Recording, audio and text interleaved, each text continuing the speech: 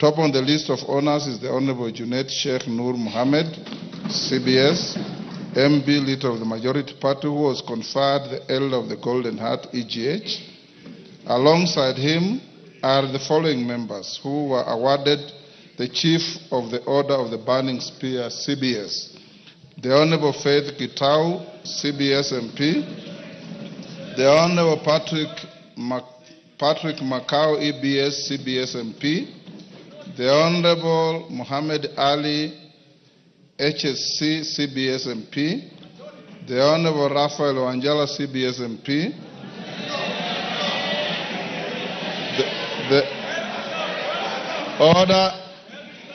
The Honorable Kangoko Bowen, CBS MP. The Honorable Engineer Vincent Musyoka, CBS MP. The Honorable Kimani Kuria, CBS MP. The Honorable Haika Miziki, CBS MP. The Honorable Abdi Shuria, CBS MP. The Honorable Yusuf Haji, CBS MP. The Honorable Gabriel Tongoyo, CBS MP. The Honorable George Kariuki, CBS MP. The Honorable Dr. John Mutunga, CBS MP. The Honorable John Kiari, CBS MP. The Honorable Nelson Koech, CBS MP. The Honorable Peter Lochakapong, CBS MP. The Honorable Stephen Karani, CBS MP. The Honorable Eric Muchangi, CBS MP. The Honorable Nelson Wamboka, CBS MP. The Honorable Fatuma Zainab, CBS MP. The Honorable Rose Museo, CBS MP. The Honorable Dr. Makali Mulu, CBS MP. The Honorable Janet Sitiane, CBS MP. The Honorable Tom Joseph Kajwang, CBS MP. And the Honorable Johnson Naika, CBS MP. Honorable members, you will note that the members conferred state commendations are members of the Parliamentary Service Commission, chairpersons of committees, and other ranking members who served for more than 3 terms. In making recommendations, the committee considered other factors including longevity of service in Parliament and performance during the just concluded 14th ESC in the Parliamentary Games, whose agenda is about regional integration. I do note that many members will desire to be part of this list, but slots are ordinarily very limited. I urge the House to take a moment to congratulate them for earning this well-deserved state recognition. Congratulations to all those members. Honorable members, among those who also conferred with state honors were 9 members of staff. Please allow me on your behalf to recognize one of them, Ms. Anne Wambui Njoroge, the immediate former Director of Hansard and Audio Services, who is seated in the Hansard box. You may stand up, Anne, just below the Speaker's gallery. I've singled out Ms. Njoroge because she's retiring from the parliamentary service with effect from last week, Friday, 7th February 2025, after 33 years of distinguished service to Parliament.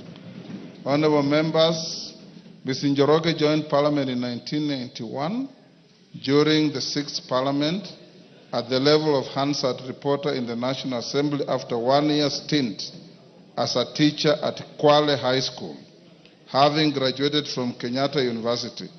She has therefore served 8 parliaments, being the 6th, 7th, 8th, 9th, 10th, 11th, 12th, and the current 13th parliament. As a career Hansard reporter, she committed her life to the production of precise records of plenary proceedings and committee sessions in the form of Hansard reports. She steadily rose through the ranks of Hansard reporter, 1 assistant Hansard editor, senior assistant Hansard editor, and deputy Hansard editor, and ultimately ascending to the apex position of director Hansard and Audio Services. And you may take your seat. Her notable milestones include the restructuring of Hansard and Audio Services for better service delivery, the formulation of policies that have improved the processes of production of the Hansard reports, and the ongoing project of digitizing production of the Hansard. Indeed, in recognition of the stellar services rendered by Ms. Anne Njoroge to Parliament and the nation, the Parliamentary Honours Advisory Committee recommended her to His Excellency the President, who awarded her the Order of the Grand Warrior, OGW, in December 2023.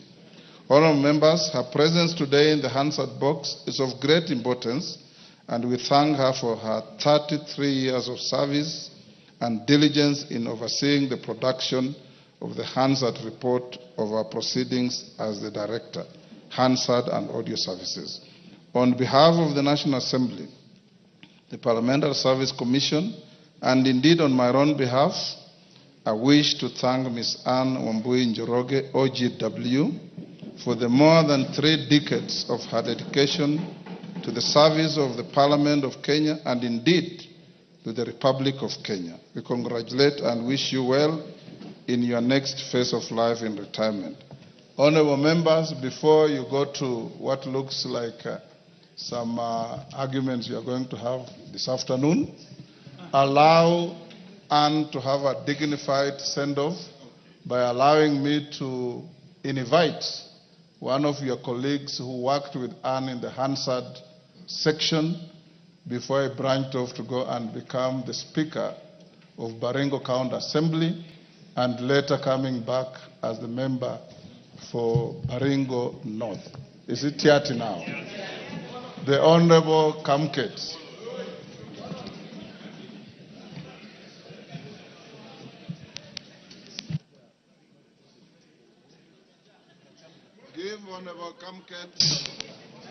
Give Honorable Kamket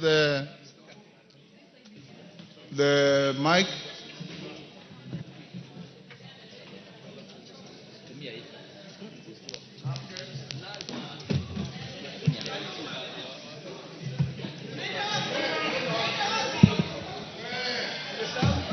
Thank you very much, Mr. Speaker. Yes. Thank you very much, Mr. Speaker. Mr. Speaker, indeed, it is a Order, honorable members. This is a great day for Anne Njoroge. Give her the silence so that she can be honored by one of your colleagues who was her colleague. Thank you, Mr. Speaker. Indeed, Mr. Speaker, it is a great honor for me to get the opportunity to pay tribute to my former boss, Ms. Anne Njoroge. Mr. Speaker, I joined Parliament myself as a Hansard reporter in February 1997. And immediately, Mr. Speaker, I was thrown into the deep end of Hansard reporting. But I was lucky, Mr. Speaker, to have had a very dedicated, humble, and determined public officer who trained me, Ms. Anne Njoroge, Mr. Speaker. Order, Robert Mbui. Order, Robert. If Anne Njoroge was your sister, your mother, or your cousin, or your wife, you would love to give her this day. Go on, Kamket. Thank you, Mr. Speaker. Mr. Speaker, Ms. Anne Njoroge is a very dedicated officer, Mr. Speaker. And so, Mr. Speaker, that box, Mr. Speaker, the Hansard box, is a box that is very familiar to me. I have sat in that box, Mr. Speaker, for a very long time, under the guidance of that very humble and hardworking public servant. And I'm very proud, Mr. Speaker, to be her product, to be the product of her guidance. And Mr. Speaker, that Hansard box, Mr. Speaker, has also produced not only me, but the Honorable Member for Matungu, the Honorable Peter Oscar Nabulindo, who was equally a Hansard reporter with me under the guidance and leadership of Ms. Anne Wambui Njoroge. Mr. Speaker, when I joined Parliament in 1997, this House, there was no Parliamentary Service Commission at that time. I remember, Mr. Speaker, we used to go and line up at Mr. Kiliku, the accountant, for salary, Mr. Speaker. And at that time, Mr. Speaker, not even the members of parliament had bank accounts. We used to line up at the finance office to receive salary. At that time, Mr. Speaker, we did not like the members of parliament that much, because we would line up for more than 2 hours, and then about 10 or 15 members of parliament come and overtake you as we all lined up for salary. But perhaps, Mr. Speaker, what's the most interesting about Hansard, because we are talking about Ms. Wambui today, is that the Hansard, Mr. Speaker, is supposed to be an accurate report of the spoken word without interfering with the facts and the line of thought of the honorable member. It's a very specialized kind of reporting, Mr. Speaker, and I want to say that in the office that I worked with, in the Department of Hansard led by Ms. Wambui and other officers, we were able, and I believe even as at now, we were able, Mr. Speaker, to capture the lines of thoughts of honorable members, organize their thoughts without losing the facts and realities of what they want to present. And the next day, Mr. Speaker, whenever a member wanted to have or wanted to go through what they contributed to in the House, they would be mesmerized at how well they spoke, at how well thought out their ideas were, only because, Mr. Speaker, the Hansard officers put in many hours of work to make everything right. So, Mr. Speaker, as my colleague, my former boss, Ms. Njoroge, retires, I want to wish her the very best in her life. And I want to say, Mr. Speaker, that box there, the Hansard box, is a great box. And all officers of parliament who have worked in other departments, those who have made it to members of parliament, I want to say that everybody has a chance in life to be a leader of this country. And Ms. Anne Wambui Njoroge is a great person. She's a great woman, and I'll forever be grateful to her as a person whom she mentored into the great member of parliament I believe I am today, Mr. Speaker. I thank you, Mr. Speaker. Thank you. The second and last tribute to Ms. Njoroge is from Owen Bayer, who represents the constituency where she came from before she came here. Okay. Honorable Speaker, I rise today to salute a distinguished public officer, Mrs. Anne Wambui Njoroge, who has recently retired from her position as the Director of Hansard and Audio Services in the National Assembly. Mrs. Njoroge's journey in the public service began on October 7, 1991, when she was first appointed as a Hansard Reporter 2 in the Hansard Department.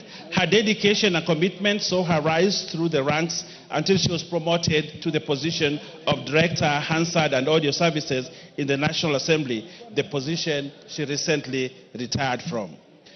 Mrs. Njoroge has been an integral part of the Hansard Department and of the National Assembly, contributing to the accurate and comprehensive recording of parliamentary proceedings.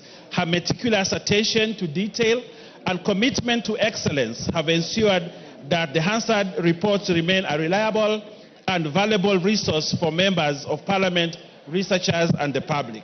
Honorable Speaker, before joining public service, Mrs. Njoroge served as a teacher at Kwale Boys High School, where she taught many students, including Mike Mbuvi Sonko, former Makadara MP and second Nairobi County Governor and first Senator of Nairobi County in Form 2 in 1990.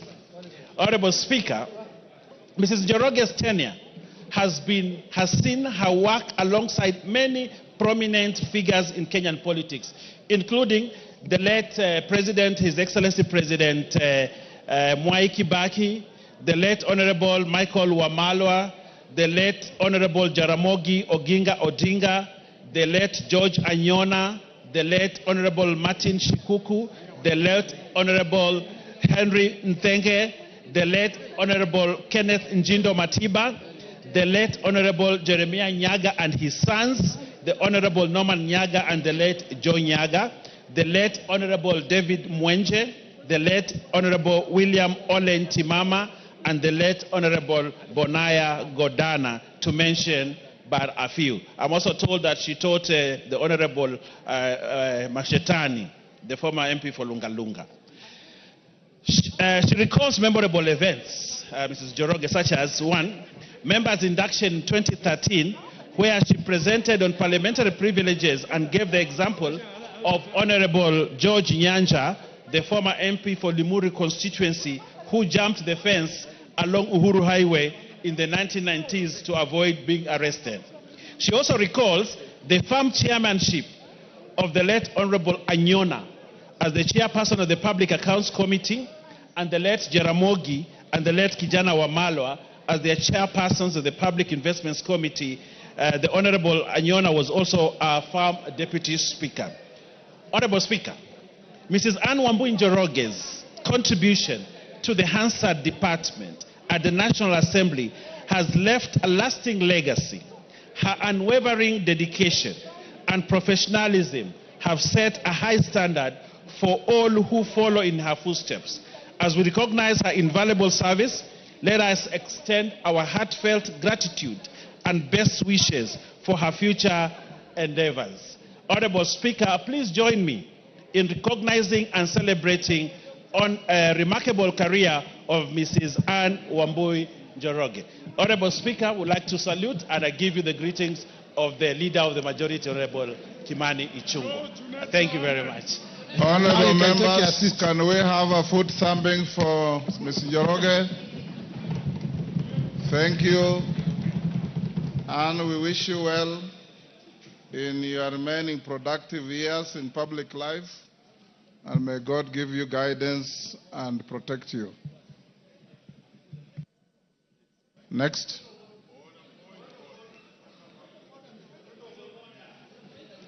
Yes. Yes, Millie Odhiambo.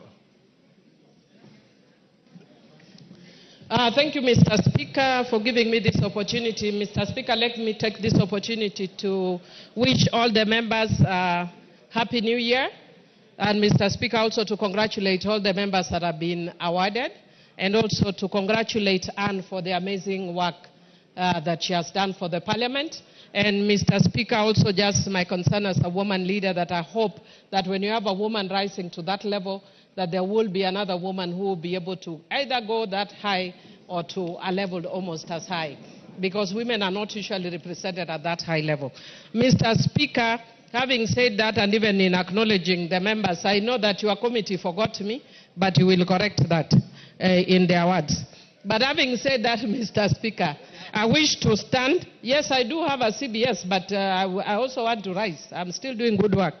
Mr. Speaker, if I don't praise myself, who will praise me? Mr. Speaker, I wish to stand under standing order number 19A and 20, Mr. Speaker, of our standing orders, Mr. Speaker. And Mr. Speaker, I wish to indicate further to a court decision, the High Court decision. Order, Millie. Take your seat. I know you did see me in my chamber and indicated you raise a matter that you're trying to raise. I'll give you an opportunity, but let's finish with some preliminaries first. Clerk, order. Order, Angela. Order number 3, messages. Order number 4, petitions. Order number 5, papers. Majority.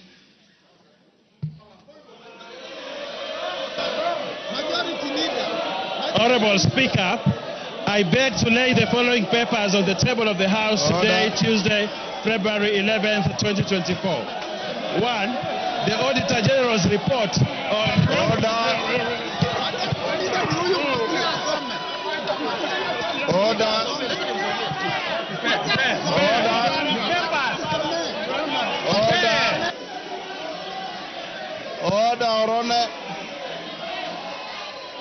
Order.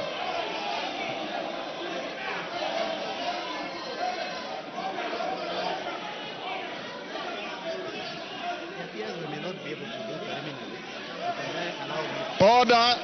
Take your seats. Order. Take your seats. Order.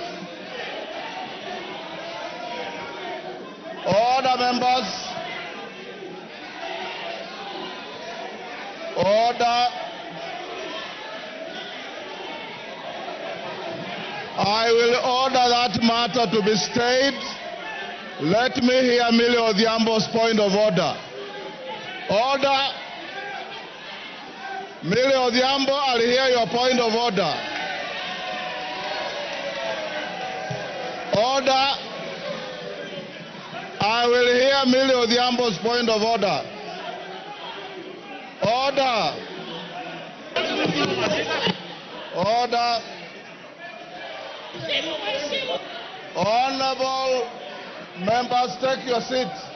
Millie Odhiambo. Thank you, honorable members. Order. Member for Kilifi. Honorable Millie Odhiambo, take the floor. Millie Odhiambo. Thank you, Mr. Speaker. Mr. Speaker. Order. Order. Millie Odhiambo, take the floor. Order. Thank you, Mr. Speaker. Mr. Speaker. Order. Mr. Speaker, I rise under Standing Order 19A and 20. Mr. Speaker. Hold on, Millie. Honorable members, can we hear Millie Odhiambo?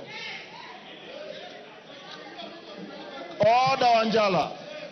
Order. Order. Order. Honorable Gertrude Mbeyu and those who are conducting themselves like you. Honorable Mawade, the excitement does not preclude the application of standing orders. And if I see you getting rowed again, I'll request you to leave the chamber. Millie Odhiambo. Order. Thank you, Mr. Speaker. Mr. Speaker, I stand under Standing Order 19A and Standing Order 20. Mr. Speaker, and in furtherance of a recent decision by the High Court HTC number E202 of 2023, Kenneth Njagi Njiru and 11 others versus the National Assembly of Kenya and others. Mr. Speaker, I will not go to the demerits and merits of that matter. I will go to what the court concluded, which is that the Azimio side is the majority. And based on that, Mr. Speaker, again, because I've said I'm not going to the merits and demerits of that decision, Mr. Speaker, I want to just indicate that I have therefore, as the majority party whip of Azimio, today handed over to your office a copy of that decision of the High Court with a letter that we are giving you according to the standing orders, our majority leader as Honorable Junet Mohammed and Honorable Robert Mbui. Mr. Speaker, following the standing orders, Honorable Junet will thereafter then communicate me officially as the minority whip, going by what the standing orders, but a majority whip. Majority. Mr. Speaker, I also stand under Standing Order 90 and had actually consulted you about this. And Mr. Speaker, if you look at the judgment of that court, the court actually infer that because of the position you hold as Speaker and also as Chairman of your party, Mr. Speaker, it is not as party leader of your party, Mr. Speaker, it is not possible for you, to be fair, you are going to be conflicted when you are conducting the matters of this House.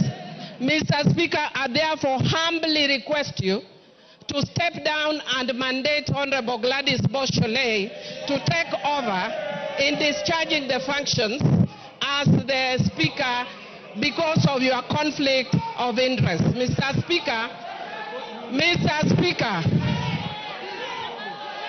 Mr. Speaker. Order. Order. Mr. Speaker.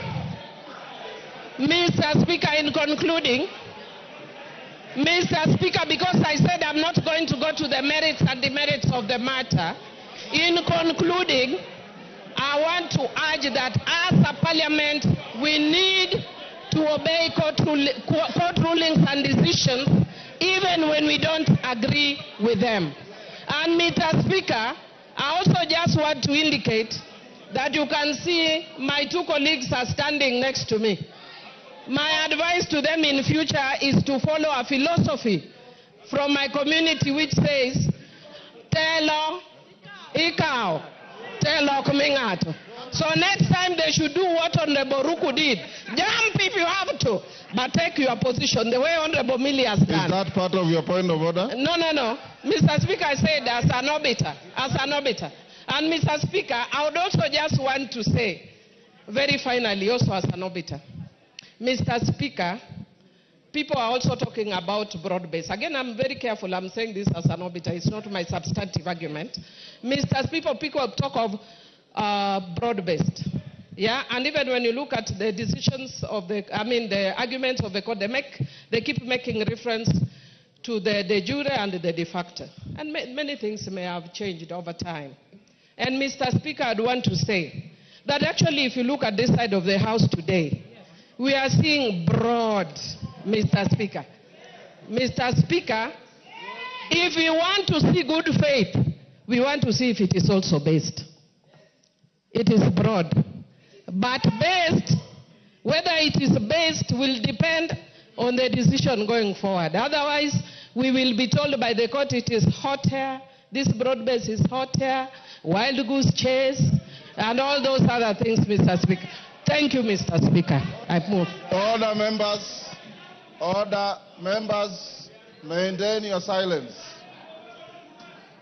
Millie Odhiambo has raised 2 points.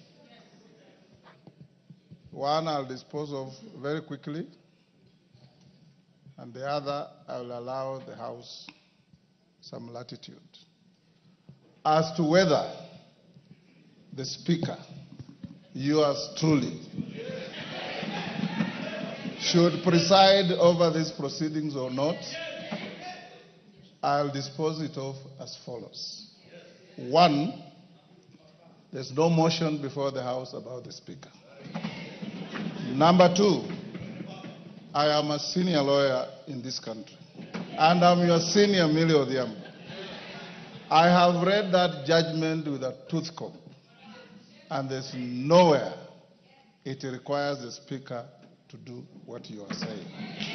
More particularly, the final findings of that judgment, which as a distinguished learned friend, we had an opportunity to read through together today. That judgment does not cast aspersions on the Speaker presiding on such proceedings. Number three, in similar situations, in the 10th Parliament, a motion was brought to this House by the then member for Kibwezi, the Honorable Patrick Musimba, to discuss the conduct and the possible vacation of office by Speaker Muturi as he then was. Speaker Muturi presided over the debate, and the vote was taken, and the motion went the way it did. Number four, in the 7th Parliament, when I was a fresher in this House, the Honorable James Orengo, or one of the then Ford Kenya members, brought a motion to discuss the conduct and character of the then Speaker, Francis Xavier Kausai Olekaparo. Kausai Olekaparo presided over the proceedings. The motion was debated and put to a vote, and it went the way it did. I'm sure you know that neither Muturi nor Kapara left office on the basis of any motion. Number 5, you as truly as your speaker does not debate, does not vote. I hold a position of honor to preside over your proceedings. Anybody who wants to say anything about this judgment, I'll give you an opportunity. And it's finally going to be yours truly to give you a ruling on the matter. It must also be made very clear as we listen to each other that neither the court nor any authority outside this chamber, and senior lawyers like Otiendo Molo should know this, neither the court nor any other authority outside this chamber can make declarations that affect the conduct of business here except yourselves by voting and by the speaker giving you rulings. Number 7, we sit here as a quasi-judicial body. And as a quasi-judicial body, I will listen to you, and I assure you, I'll give you a fair finding. It is like going to court and telling a judge that because the lawyer appearing before him was his classmate, he will not be fair. That has no foundation in law or in fact. So I'll open up and hear those who want to have similar points of order, as Millie Odhiambo has raised, on the judgment. And I want also to caution you members that your standing orders do not allow you to discuss the person or character of any judge unless you have brought a special motion to discuss that judge. You can analyze the judgment, you can agree with it, you can disagree with it, you can qualify it, you can do whatever you want. But don't disparage or discuss the character of any judge without a special motion as is provided for in our standing orders. Honorable Millie Odhiambo, that is my direction. Thank you.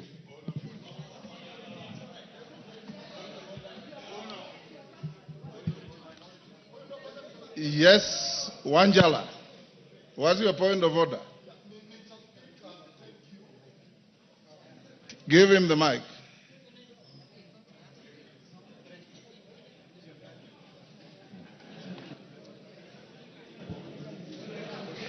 Thank you, Mr. Speaker. Thank you for the first clarification, which we have humbly understood and agreed with. But, Mr. Speaker, you have left out the second issue about the majority leader in the House. Order, Angela. That is exactly the issue that Millie raised. That she has written to the Speaker. Yes, I've received the letter. I'll analyze it. I have given you an opportunity to speak to her point of order or any other point of order. Yes. Yes, Junaid Mohammed. Mr. Speaker, first I want to say today that I am privileged to speak from the seat of the majority leader. Because, Mr. Speaker, even when I sat on the seat, it is very warm, Mr. Speaker, unlike mine, which was very cold, Mr. Speaker. I didn't know the seats of Parliament have different warmth, Mr. Speaker. But, Mr. Speaker, I don't foresee myself leaving this seat anytime soon. I don't see myself leaving this one anytime. But having said, Mr. Speaker, as you are aware and as you have alluded to, Mr. Speaker, there is a court ruling. A ruling of court consisting of 3-judge bench, Mr. Speaker. Mr. Speaker, a court ruling has only got 2 decisions, Mr. Speaker. There is no third way about it. One is to obey it, and secondly, if you have any avenue of appeal, you exercise that right of appeal, Mr. Speaker. There is no third way about it, Mr. Speaker. And the court ruling, what we went as Azimio after the election, after your decision here, Mr. Speaker, what took us to court was for the court to interpret for us the constitutionality of your decision on who is the majority party and who is the minority party in this House, Mr. Speaker. And the issue of the Speaker came in as obiter, Mr. Speaker. But what took us to court, we wanted to know, because when we arrived here after the election, we arrived here knowing very well that we are the majority party, Mr. Speaker. And we are the numbers. But midway, we ended up losing numbers through your ruling, Mr. Speaker. And that is what took us to court, to ascertain whether we are the majority and whether we are the minority. And luckily, the court has made its ruling, albeit late, Mr. Speaker. We expected this ruling much, much earlier than this time, Mr. Speaker. But it is better late than never. The decision arrived, and the decision has said that the Azimio party is the majority party in Parliament, Mr. Speaker. And I so happen to be the minority leader as of now, Mr. Speaker. So today afternoon, I just switched seats, and I took over the role of majority leader, Mr. Speaker. And I am capable of doing that work, Mr. Speaker. I have the capacity, I have the qualifications, I have the capabilities, I have the numbers in the House, Mr. Speaker, to lead, Mr. Speaker. I have everything what it takes, Mr. Speaker, to be the majority leader of this House, Mr. Speaker. But, Mr. Speaker, the issue that we need to exercise, to analyze, Mr. Speaker, is that, Mr. Speaker, I want to say this. Mr. Speaker, court rulings are very important, Mr. Speaker. You remember after the election, we disputed the result of the election. We ended up filing a court case in the Supreme Court. The Supreme Court pronounced itself that we did not win the election and the other party won the election, and we abided by it and we respected the court ruling, Mr. Speaker. This court ruling also must be respected, Mr. Speaker.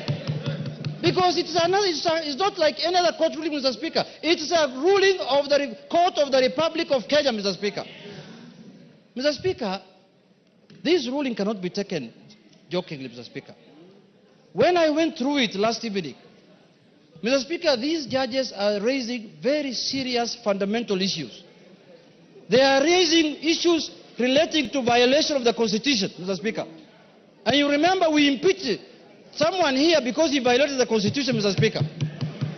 Mr. Speaker, if this matter is not addressed, we are going to have a constitutional crisis in this country, Mr. Speaker.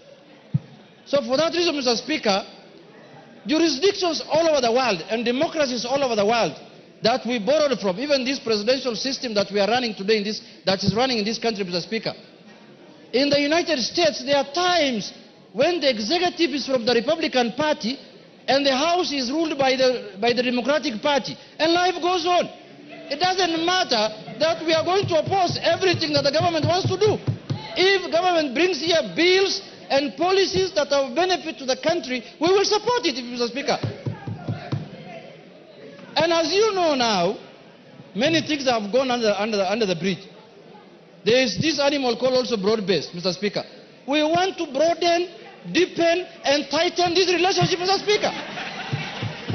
If I may borrow your words, we want to broaden it, deepen it, and tighten it, Mr. Speaker, so that we can have a country that is cohesive, Mr. Speaker. Mr. Speaker, there is no way we are going to have this animal in place, and then when we want to become the majority, people look at us with suspicious eyes. How can it be, Mr. Speaker? Members of Parliament are members of Parliament. They work under the Article 95 of the Constitution, which has given them the roles of oversight, legislation, and representation, Mr. Speaker. We are not going to do our business outside Article 95, Mr. Speaker. So, I want to allay fears here that the majority in the House must be from the ruling party. That this ruling is giving us posterity. This is doing things for posterity, Mr. Speaker. Next election, or the other election in 2032, a government might come in place where the president garners the majority votes and is elected as the president, but he will not have numbers in parliament. His numbers might be few in parliament, and it becomes a minority. So this is now the trend we are setting, that parliament is independent, judiciary is independent, executive is independent. We have no problem with the executive to do their work, and we know the President of the Republic of Kenya as of today is Honorable William Samoei Ruto. Mr. Speaker. There is no doubt about that. So there should be no ambiguity and doubt that the majority leader in the National Assembly is Honorable Juliet Mohammed, the Member of Parliament for Sunai, Mr. Speaker. Mr. Speaker. And I am going to serve the country diligently, Mr. Speaker, without any fear and favor, Mr. Speaker. I am a seasoned politician. I am serving my third term in Parliament, Mr. Speaker. I know how Parliament operates. I know how Parliament does its work. And I understand how bills are done in this Parliament, Mr. Speaker. I have gained enough experience. So this mindset, Wind up, Mr. Speaker, this mindset that the ruling party must have majority in Parliament for them to do the executive work of the country, Mr. Speaker, that mindset must be gotten rid of, Mr. Speaker. We must emulate democracies that have matured over 200 years, Mr. Speaker. In the last election, in the last administration of Biden in America, Mr. Speaker, Wind up. the Republican Party was controlling the House, Mr. Speaker, and the Democratic Party was controlling the Senate, and life was going on as usual, Mr. Speaker. So, Mr. Speaker, my advice to the House and to Parliament in general is that the only solution to this problem is to go to appeal. Until the appeal overturns this matter, I shall be recognized as the majority leader of the Republic of Kenya. Mr. Speaker, thank you very much, Mr. Speaker. Those remarks, I conclude. Kainan, all the honorable members, before order Wanjala, order. In all civilized parliaments, when you appreciate a point, you thumb your foot. You don't stand up and throw your hands in the air. Kainan, before you take the floor, let's have some ground rules. Everybody are given an opportunity to speak. Can we do 3 minutes? Is that good enough? Everybody are given an opportunity. We do 3 minutes. I want 3 minutes. Let's also observe decorum. 3 minutes. Honorable Robert Mbui and Honorable Mwenje. If it is making a point, you have made your point. It is beneath your dignity to continue standing there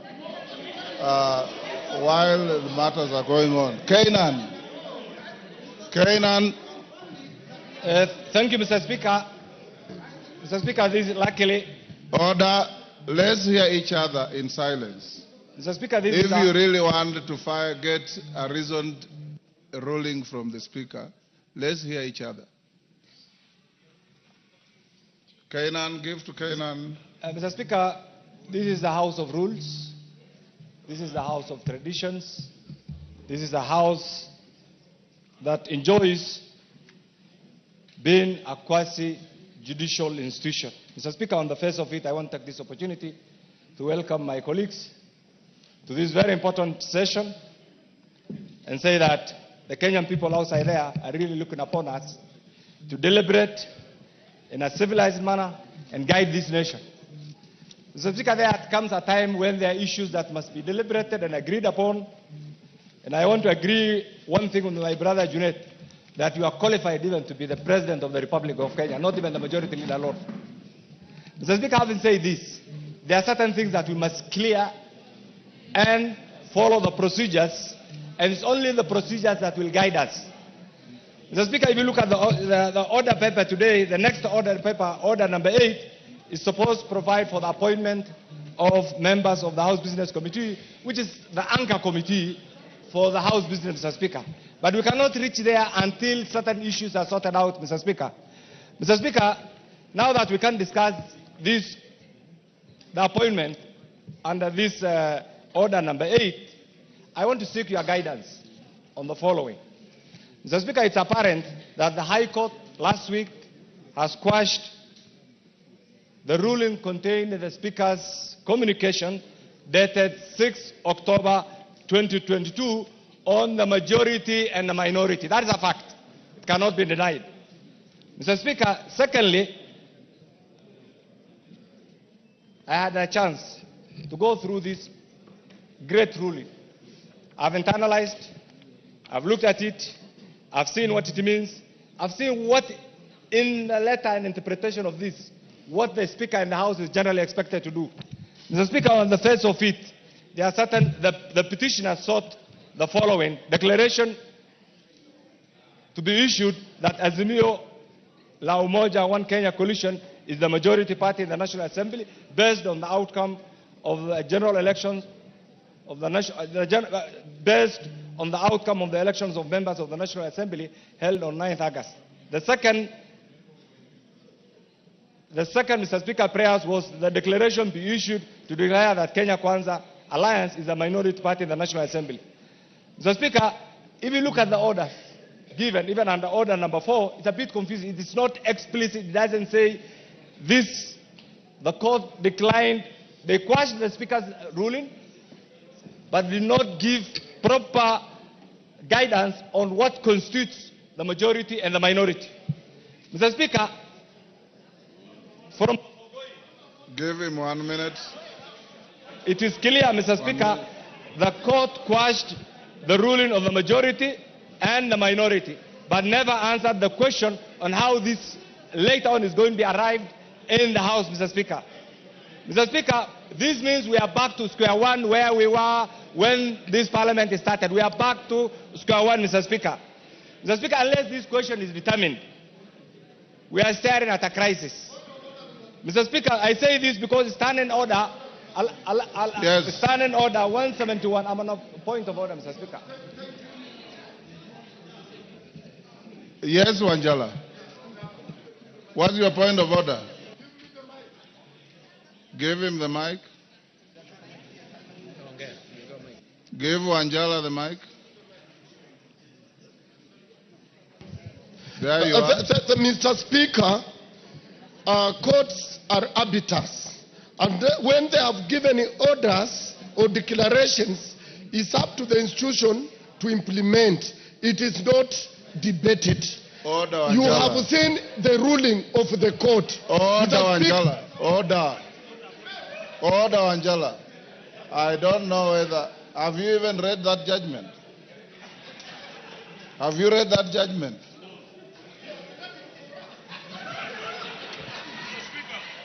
Kainan, wind up. I'm trying to say that unless this question pursuant to Standing Order 171 is determined, we are facing a crisis, and this crisis can only be sorted out with a proper guidance from the Speaker. And therefore, Mr. Speaker, what I'm trying to say is this.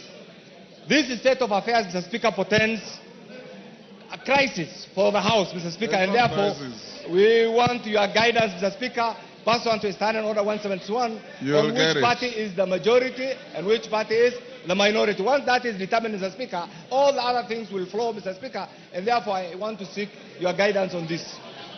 Osoro. Thank you very much, Honorable Speaker. Honorable Speaker. Mr. Speaker, he's occupying our space, Mr. Speaker. Order. Why can't they just move to their side? Order. Order, Robert Mbui. Order, Robert Mbui. If you listen to me carefully, Robert Mbui, order, members. And I want you to listen to this carefully. Order, members. Order. I did say, Robert Mbui, and you are misconducting yourself. You are too senior to be told to leave the chamber.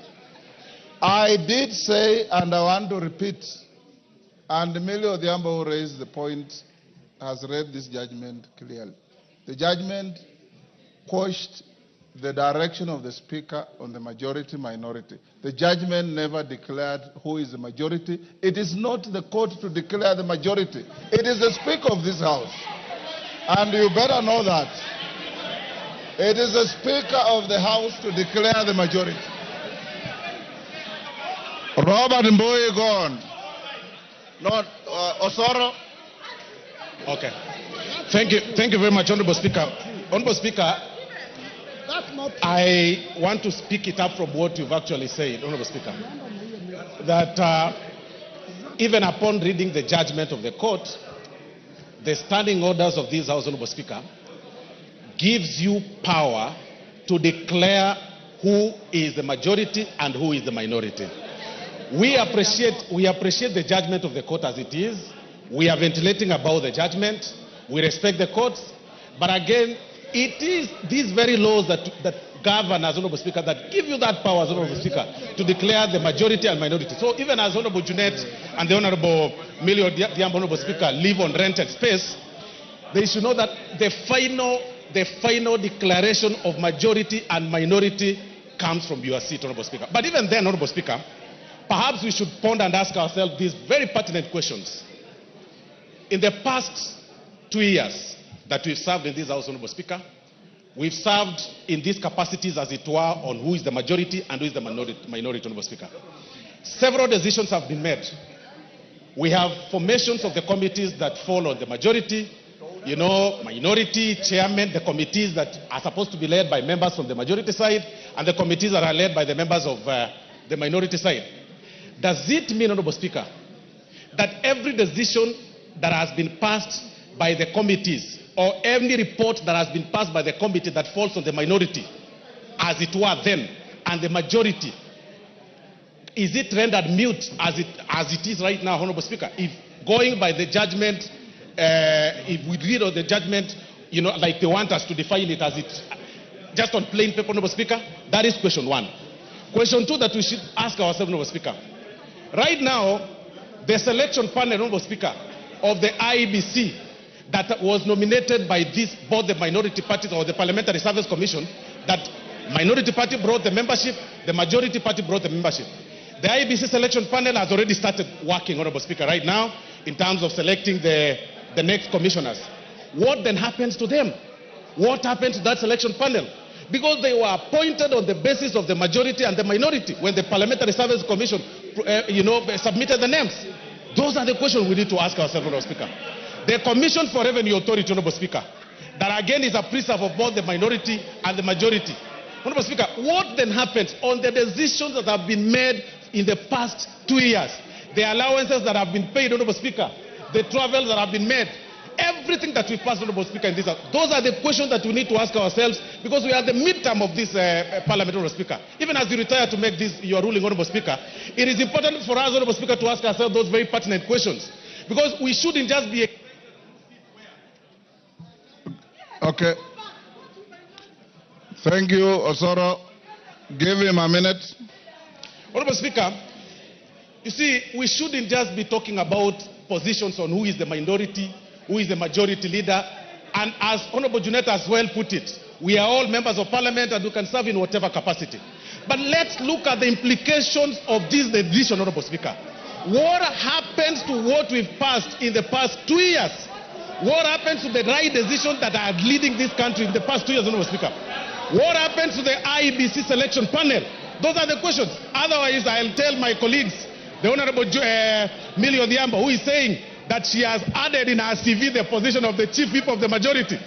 She'll only do that, Honorable Speaker, in her dreams. It will not work. Thank you very much, Honorable Speaker. David Ocheng. Thank you so much, Mr. Speaker. Mr. Speaker, I want to thank the three judges. All the honorable members, can we listen to each other? I want to thank Save David Ocheng's time. Order, members. Order. Order, members on their feet. Take your seats. Honorable members, I have given you guidance and I want to repeat. The upshot of the judgment of the court, in law we say, we go back to the status quo ante. Status quo ante. When you go back to the status quo ante, then the House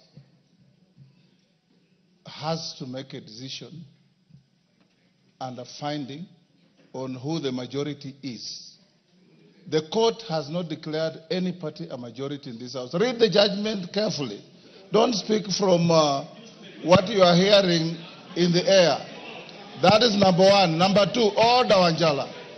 I'm just giving you guidance so that you don't speak irrelevantly. We have gone back to the status quo ante.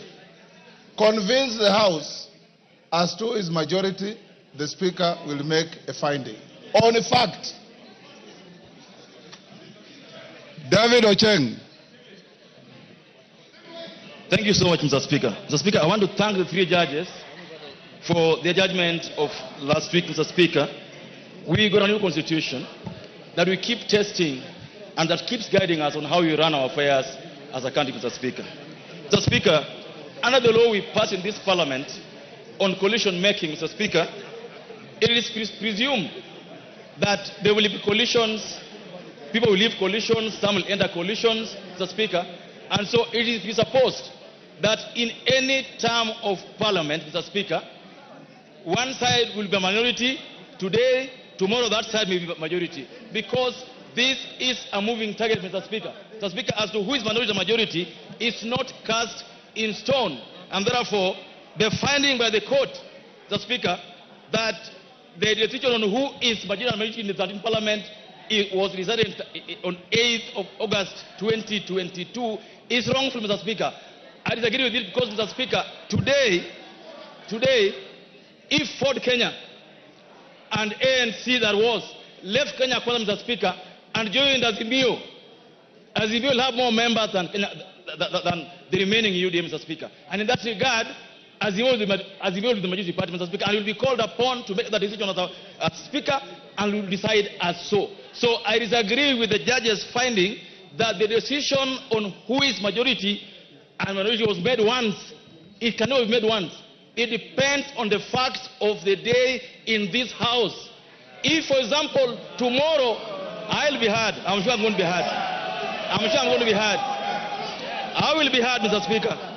Because, Mr. Speaker, if today in Azimio, if Wiper left and Jubilee left and UDM left, Mr. Speaker, Azimio will have only ODM with 85 members, Mr. Speaker. It will be a minority. So the decision on who is minority and majority, Mr. Speaker, moves like a pendulum depending on who has left which coalition.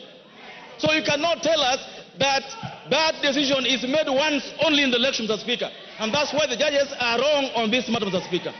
Number two, Mr. Speaker, very important, Mr. Speaker, it's very important to note, Mr. Speaker, that the day you made this decision, Mr. Speaker, the day you decided on this matter, you had facts before you.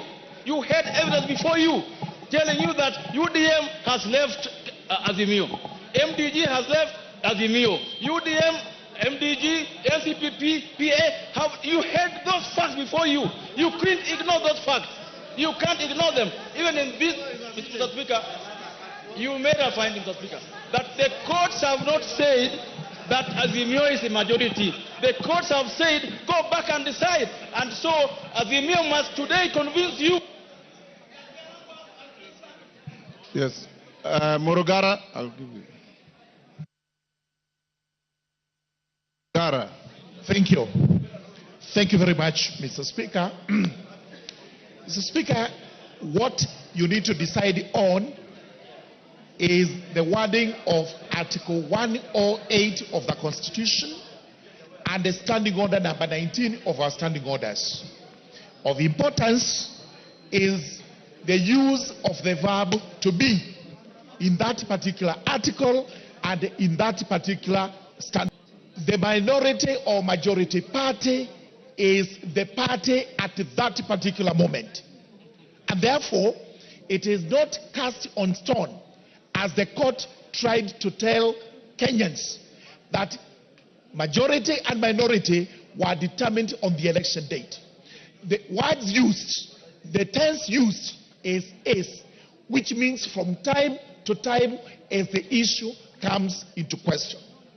Therefore, the court was wrong, and this is one of the...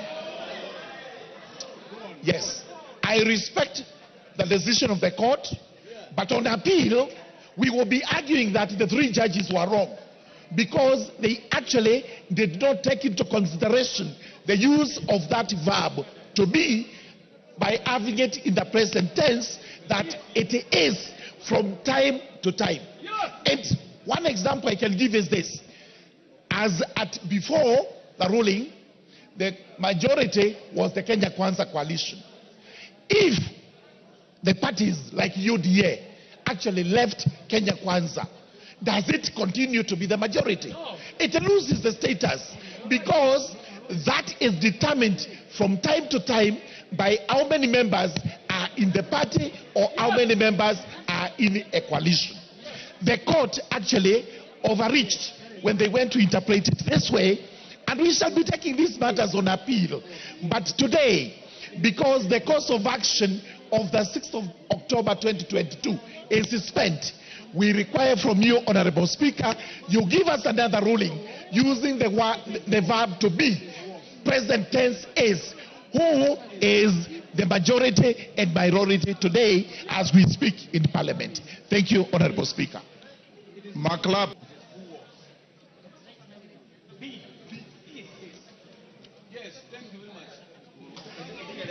Thank you, Mr. Speaker. I want members protecting me from these members. Mr. Speaker, this decision of the court,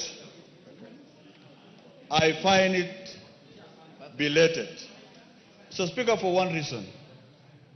This decision was based at a freezing point. The freezing point was on August 9, after elections, after what was called pre-election coalition agreements. After the 8th and after we were sworn in, Mr. Speaker, there was again post-election agreements. Meaning, Mr. Speaker, that the formation of Parliament and the composition of Parliament and in terms of parties and coalitions is a moving average.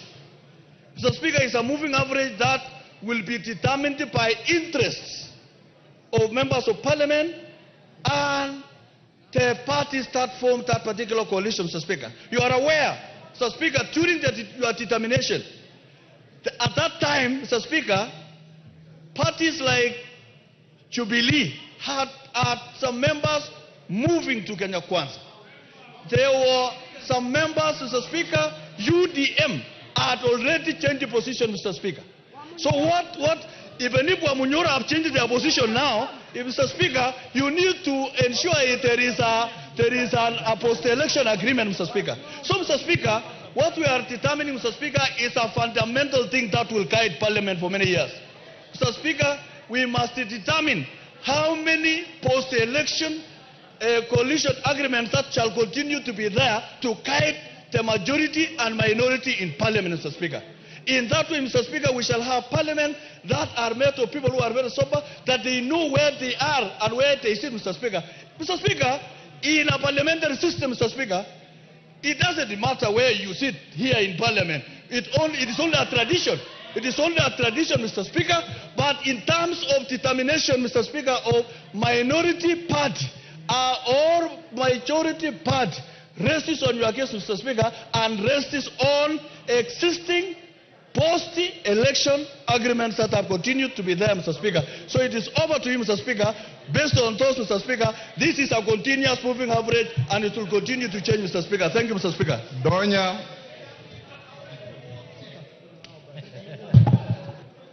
Thank you, Mr. Speaker. The fact that, Mr. Speaker, you have told us that we debate and you are going to rule on this one.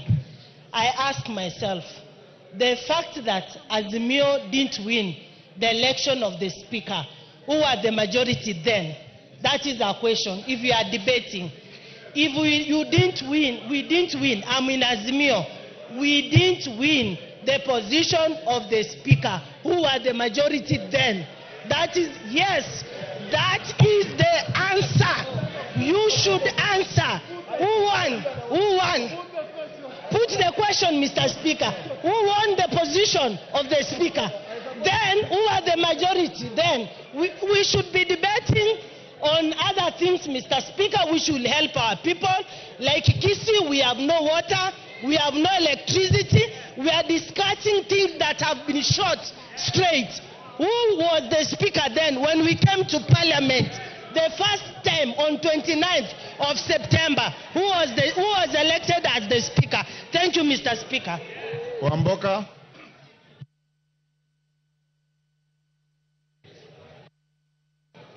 Thank you, Mr. Speaker. My contribution is as follows. First, I'll speak as an elder from Luya community. No, you relax. Order. I'll speak as an elder from the Luya community that let's keep the Speaker out of this issue. If you get to the position of the Speaker, then we start taking sides, and it will not be good. 2, Honorable Speaker, parties went for election, and the law required that you choose which coalition you wanted to belong. At that point, that was to determine which side you belong. There was Azimio and there was Kenya Kwanza. Some people decided to sign agreements with the Kenya Kwanza. Some decided to sign agreements with Azimio. Please, let's respect that position. Then elections were held, results came out. Mr. Speaker, I know some members of parliament, when we had the first meeting of Azimio in KICC, we had Kinamutuse with us. It is only after realizing that the president is going Segemunege, that is how they shifted to the other side. But the fact that their numbers belonged to Azimio has not changed. Now, basic people here are trying to argue that you can change any other time. No, at the time of election, Azimio was the majority. Give us that position. Honorable Junaid Mohammed is our majority leader. Honorable Millie Odhiambo is our majority whip.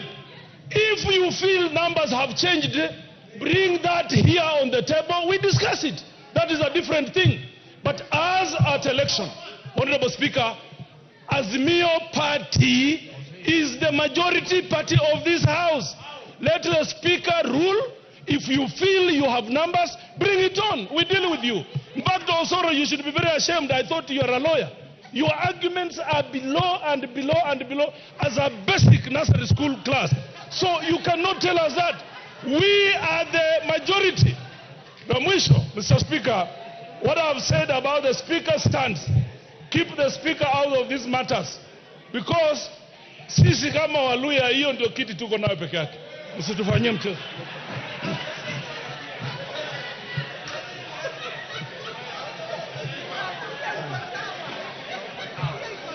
Sabina Chege.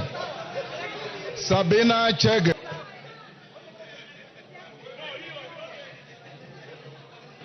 Yes. Thank you. Order. Thank you, Mr. Speaker, for this opportunity. Sabina, hold. Yes, Junet. What is your point of order? Mr. Speaker, the honorable member, Honorable Wamboka, who has just finished his contribution, Mr. Speaker, says that the only seat we have in this parliament, the seat of lawyers, is only yours, Mr. Speaker. Mr. Speaker, do we assume now? Order, Honorable. He also said keep the Speaker out of this. So keep me out of this. Sabina Chege. Thank you, Mr. Speaker, for the opportunity. And Mr. Speaker, from the onset, I want to say that this judgment is meant to bring paralysis in this House. And you need, Mr. Speaker, to make a decision on this matter.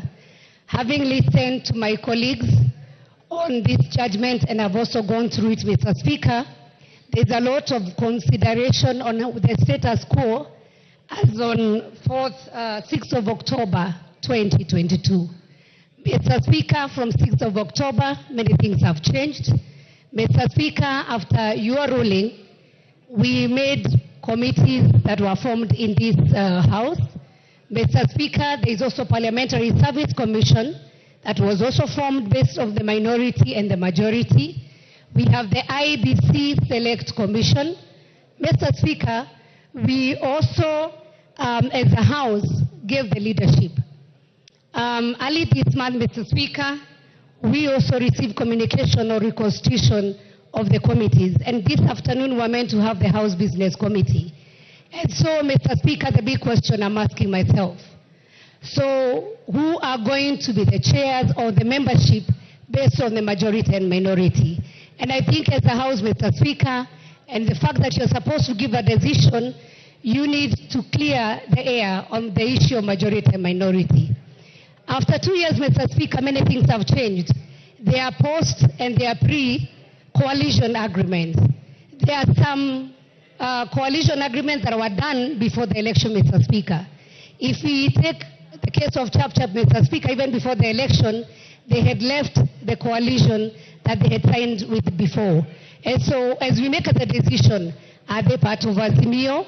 And the other question is, does Azimio still exist? Mr. Speaker, as a Jubilee Party, June 2023, we wrote a letter here as members of Jubilee Committee and requested to be an independent political party. So, Mr. Speaker, as we make this decision, are we going to be counted in Azimio, or are we going to be counted as independent? And because, Mr. Speaker, we hold these positions, we need clear guidance, Mr. Speaker, on this issue, so that as the whip sit down to reallocate the position, we know where we belong. Simple mathematics. If people are doubting, we can do mlolongo as Nyayo's time. We can do the calculation on who is on Kenya Kwanza, who is on Azimio, and make a decision, Mr. Speaker, instead of wasting time, Mr. Speaker, on precious time where you're supposed to be passing important bills in this republic. Then, Mr. Speaker, finally, there is broad-based government. So where do we stand? Thank you. Otienda Amolo. Thank you, Mr. Speaker. Mr. Speaker, for starters, and because not all members have read the judgment, allow me to read 3 paragraphs so that people are in tandem. Paragraph 504. We thus hold and find that the simultaneous holding of the position of Speaker with that of the leader of political party and the leadership positions in the ruling political coalition, as in the case with the current National Assembly, and the concluding part is this dual role is therefore unlawful and unconstitutional. Mr. Speaker, that is paragraph 504. They continue in 505. We hold that the Speaker was elected in accordance with Article 106 of the Standing Orders. The fact that he was a party leader at the time of his election could not invalidate his election. However, for the reasons we have given, his position as the leader of Ford Kenya or the leader of any other political office, for that matter, became untenable and inconsequential the moment he assumed the office of the Speaker of the National Assembly. He could not, and he has no capacity to perform any other functions as a leader of a political party or a political organ as long as he is the Speaker of the National Assembly. I've referred to 2 paragraphs, 504 and 505. That is on the whether the court expressly found the 2 offices untenable. And I will be making a concession separately. Now, 508, and this is important because I think we are debating in ignorance, Mr. Speaker. 508, it is hereby declared that the question as to which party or coalition of parties is a majority in the National Assembly in the 13th Parliament was determined by the sovereign will of the Kenyan voters during the 9th August 2022 general election. It continues, Roman 2, it is hereby declared that the Honorable Speaker's ruling on determination contained in his communication of 6th October is null and void. Roman 3, it is hereby declared that the Honorable Speaker's ruling on determination, blah, blah, blah, on the minority, again, is null and void. And finally, an order of certiorari is hereby issued quashing the Speaker's ruling. Let me now make my submission, Mr. Speaker. First of all, this matter did not go to court in vain. The contestation, Mr. Speaker, was your considered ruling of 6th of October. Once that ruling is quashed, you cannot then, Mr. Speaker, with due respect, come and say that no decision has been made. The consequences are 2. 1, the leader of minority becomes the leader of majority by operation of law, even if you do nothing else. But in this case, we have gone further. And under Standing Order 19A, Standing Order 3,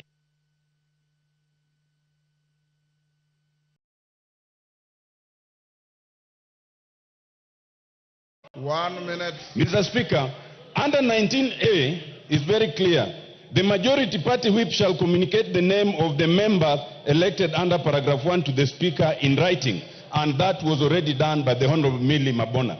That settles that case. Mr. Speaker, the only way we can start debating whether this decision quashes and changes the position of majority and minority is if we want to practice impunity. Mr. Speaker, and I agree with the observations. It is not in this forum to question the reasoning in the judgment. That must be questioned elsewhere. The only issue is it the finding of the court? And it is. And if we are to be a country that practices the rule of law, let it be appealed. But until then, let it be implemented. Let the Honorable Junaid Mohammed be the majority leader. And it does not matter whether you are in government or not, because we are not debating who's in government and who's not. We are not debating the reasoning. Mr. Speaker, we are not even debating your election because we all participated. Some of us who are not in the other party still voted for you. So, Milemba.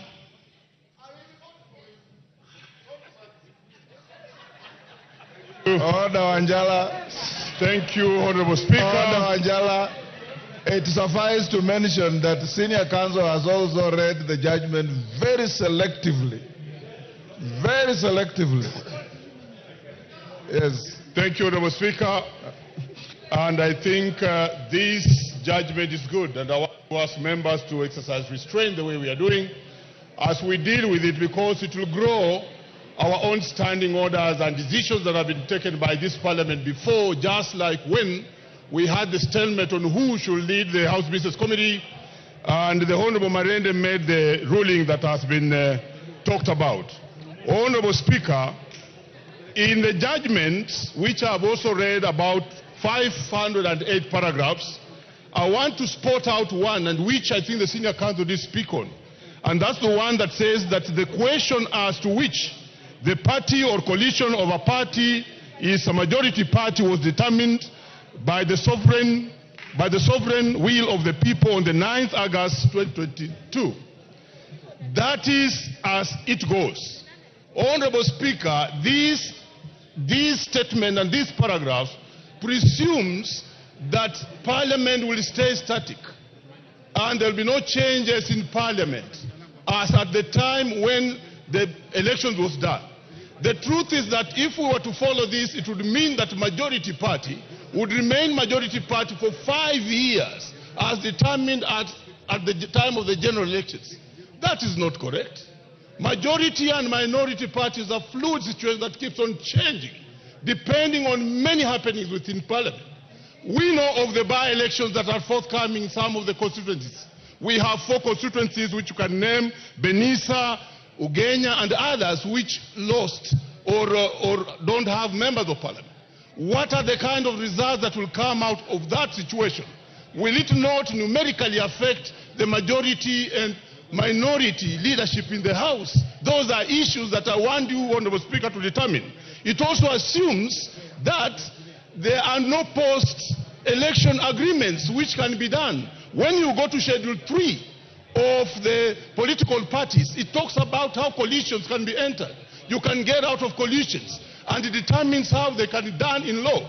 If all those changes have happened, then we cannot be static and say that it is static for 5 years. And therefore, one other reason, Honorable Speaker and members, why the court did not go to the extent of determining is because there are 3 arms of government. They have the legislature, we have Parliament, and we have the judiciary. And the Parliament is independent, honorable members. Let's not allow that we shall be told what to do. Here, this must be done by the rules and order of Parliament, which is our own standing orders. And that is why, Honorable Speaker, you have to make a ruling on this, on which political party, as of now, give me some more time, is the majority in the House. This is not a static position. It's a fluid position that keeps on changing. Let me refer to governments like governments in Germany, Israel, very good examples. Currently, the Prime Minister of Canada is going to resign. Why? Because he has lost some of the coalition parties that were around him. Once he loses them, he's no longer the leader. And therefore, we have to rearrange Parliament. Thank you, and I submit. Karole Omondi. Thank you very much, Right Honorable Speaker. I did raise this matter on October 6th. Actually, it was my first statement in this House on the question of which of the coalitions was majority party in this House. The courts have made that decision somewhat by not declaring, but by giving the indication as to how the process should be done. I think we should frame our issues in terms of 5 questions. On the question of what is majority party, it is not for the court, it is not for the Speaker to decide. It is not even for this House to debate and decide. Our standing orders clearly provide the mechanism of determining which is the majority party in this House. The clerk writes to the registrar of political parties. The registrar of political parties gives us a return based on IEBC election results. And on the basis of the letter from the registrar of political parties, this House gets to know which is the majority party. That is the position in law. That is the position in law. And that is what I raised on October 6, 2022. And that is the path we must go back to. That is the path we must go back to. It is not for the courts, it's not for the Speaker, it is not for this House to debate or decide the majority party. Second question is who the majority leader or the minority leader is. By dint of this decision, as we speak today in this House, there is neither a majority leader nor a minority leader. By dint of that decision. And again, our standing orders and the Constitution provide a pathway. We have, as coalitions, must hold elections and bring minutes tabled in this House to determine who the majority leader is, who the minority leader is. That has not been done. So there is no majority leader, there is no minority leader today. My friend Kimani Ichung'wah is out of work, Junet Mohammed is out of work. The third question is the question of the import of this judgment on the position of the Speaker. The position in law is that the Speaker was elected by a majority of members of this House. This decision does not affect your position. Number 4, the question of the constitution of the committees of this House. We cannot even proceed to constitute the House Business Committee today because we neither have a majority or a minority leader. We have to determine those questions first before we go forth and constitute committees of the House. Finally, the impact of this decision on the previous decisions of this House. None. Whatever was done then in good faith holds. We must now proceed and write to the registrar to tell us who the majority party is. That is the position in law. Thank you, Mr. Speaker.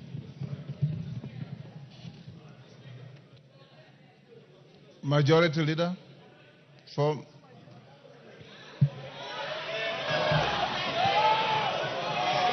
Kimani Ichung'wah. Thank you. Imwe Ichung'wah will speak. Thank you, Honorable Speaker. Ichung'wah will speak. Thank you, Honorable Speaker. Honorable Speaker, let me first welcome members back to the House after the long recess and join you in thanking members even for showing up during the special sitting last month. Honorable Speaker, I also take cognizance of the issues before you and before the House. Let me start on a light note, Honorable Speaker, by saying to my brother, Honorable Junet, he said that this seat seems to be warm. And this seat is a seat like any other in this House. I know in a presidential system, Honorable Speaker, any member can sit anywhere. And if the Honorable Junet feels this seat is warmer than his, we must make sure that we warm Junet's seat wherever he sits so that he feels the warmth of the House. Honorable Speaker, the matter before us is a straightforward matter. And I want to agree with many of the things that have been said, including what the Honorable Karoli Omondi has just said, that the import of this court ruling has nothing to do with past decisions of this House over the last 2 years. Because decisions of the House, whether it is legislation, whether it is approvals that we make, are not made by a party. Neither are they made as business owned by the leader of the Bensouda, you can't just dash across the floor like that. Order.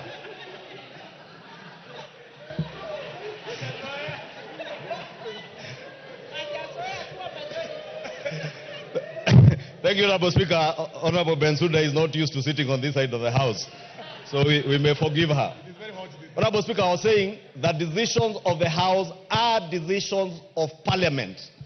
That is why when we move a bill, a government bill, moved by the leader of majority, when it is approved by the House and enacted as law, it becomes an act of Parliament, not an act of the leader of majority or an act of the government of Kenya. It becomes an act of Parliament. And therefore, all previous decisions made by this House have been decisions of the House, and the House subsists as it were on the 9th of August 2022, as it is today, Honorable Speaker, with the unfortunate loss of one or two of our members who have lost, one through a by-election and one by passing on. Honorable Speaker, we also have a very good constitution, Honorable Speaker. And as much as I respect the decision of the court, I completely disagree with the court in many aspects, and some of which have been touched on. I do not want to dwell on to them, Honorable Speaker. But the question that we need to ask you, Honorable Speaker, and ask ourselves, what is it out of the 34 prayers? Honorable Speaker, there is a lot of loud consultations behind me. Order, members.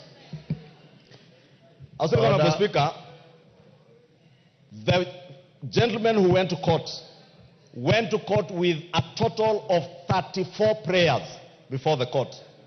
Amongst those prayers was a declaration by the court that the Azimio coalition be declared as a majority party and the leader of the Azimio coalition in parliament be declared as the majority leader in the House. The court declined to give that declaration or that ruling. The only ruling out of the 34, Honorable Speaker, that was given by the court was to annul your ruling of October 2022. And the import of that annulment, Honorable Speaker, when they said that they found it to be unconstitutional, null and void, the import of that is we go back to the status quo as at 9th of August 2022. It's called status quo ante. Status quo ante, Honorable Speaker. You know, I'm only an accountant, I'm not a lawyer, Honorable Speaker. But at least, I also know, Honorable Speaker, because I studied in commercial law, in my accounting studies, the doctrine of ultra vires, where anything that is ultra vires the Constitution, any Give him a minute. Any statute, Honorable Speaker, or any act of parliament that is inconsistent with the Constitution is null and void to the extent of that inconsistency.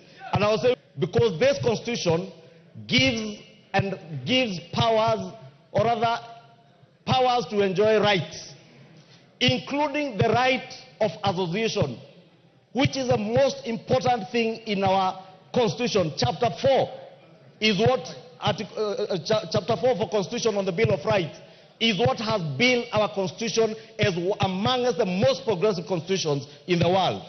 Therefore, the members, the 14 members in question, Honorable Speaker, from UDM, PA, MDDG, MCCP, enjoy rights that not an act of parliament can. No court, no law can tell the member for Ugenya, MDDG, that he must remain in Azimio. There is no court, no act of parliament, including political parties and the Political Parties Coalition Act that was acrimoniously passed in this House at the tail end of the last parliament, can force the 8 members of UDM to associate with Azimio. That cannot happen, Honorable Speaker, and that is why, to a large extent, I disagree with the court, because those 14 members enjoy certain inalienable rights to enjoy their rights of association, to associate with the political coalition they desired. And they told us, the Honorable Speaker, letters were tabled, including letters, Honorable Speaker, that I have seen from the Registrar of Political Parties, ascertaining that MDDG, UDM, PA, Maendeleo Chap have left Azimio. The leader of Jubilee Party in this House, Honorable Speaker, the Honorable Sabina Chege, has today enjoys a position as a whip of an independent parliamentary political party called Jubilee. On that basis, Honorable Speaker, Jubilee then cannot and shall not and shall never be counted as part of Azimio. Therefore, Honorable Speaker, what, Honorable Speaker, we are inviting you to make a decision on the status quo ante. On status quo ante, Honorable Speaker, it is up to you as a Speaker to now make a fresh ruling, since your ruling. Yes, Junet. Mr. Speaker, it is not my intention to interrupt. You have already done so. Yeah, my colleague, Mr. Speaker, Yes. the minority leader. Mr. Speaker, is it correct, Mr. Speaker, for the minority leader to mislead the House that those parties who are members of Azimio cannot be forced to stay in Azimio, Mr. Speaker? To that extent, Mr. Speaker, there is a procedure of getting out of Azimio, Mr. Speaker. They have not followed the procedure, Mr. Speaker, and I can tell you I'm the Secretary General of Azimio, Mr. Speaker. They only wrote letters to me. They never followed the procedure, Mr. Speaker. And, Mr. Speaker, I can see David Ochieng wants to respond to me. That's one member party, Mr. Speaker. We're going to discuss in this, Mr. Speaker. Order, Honorable Junet. Don't disparage your colleagues.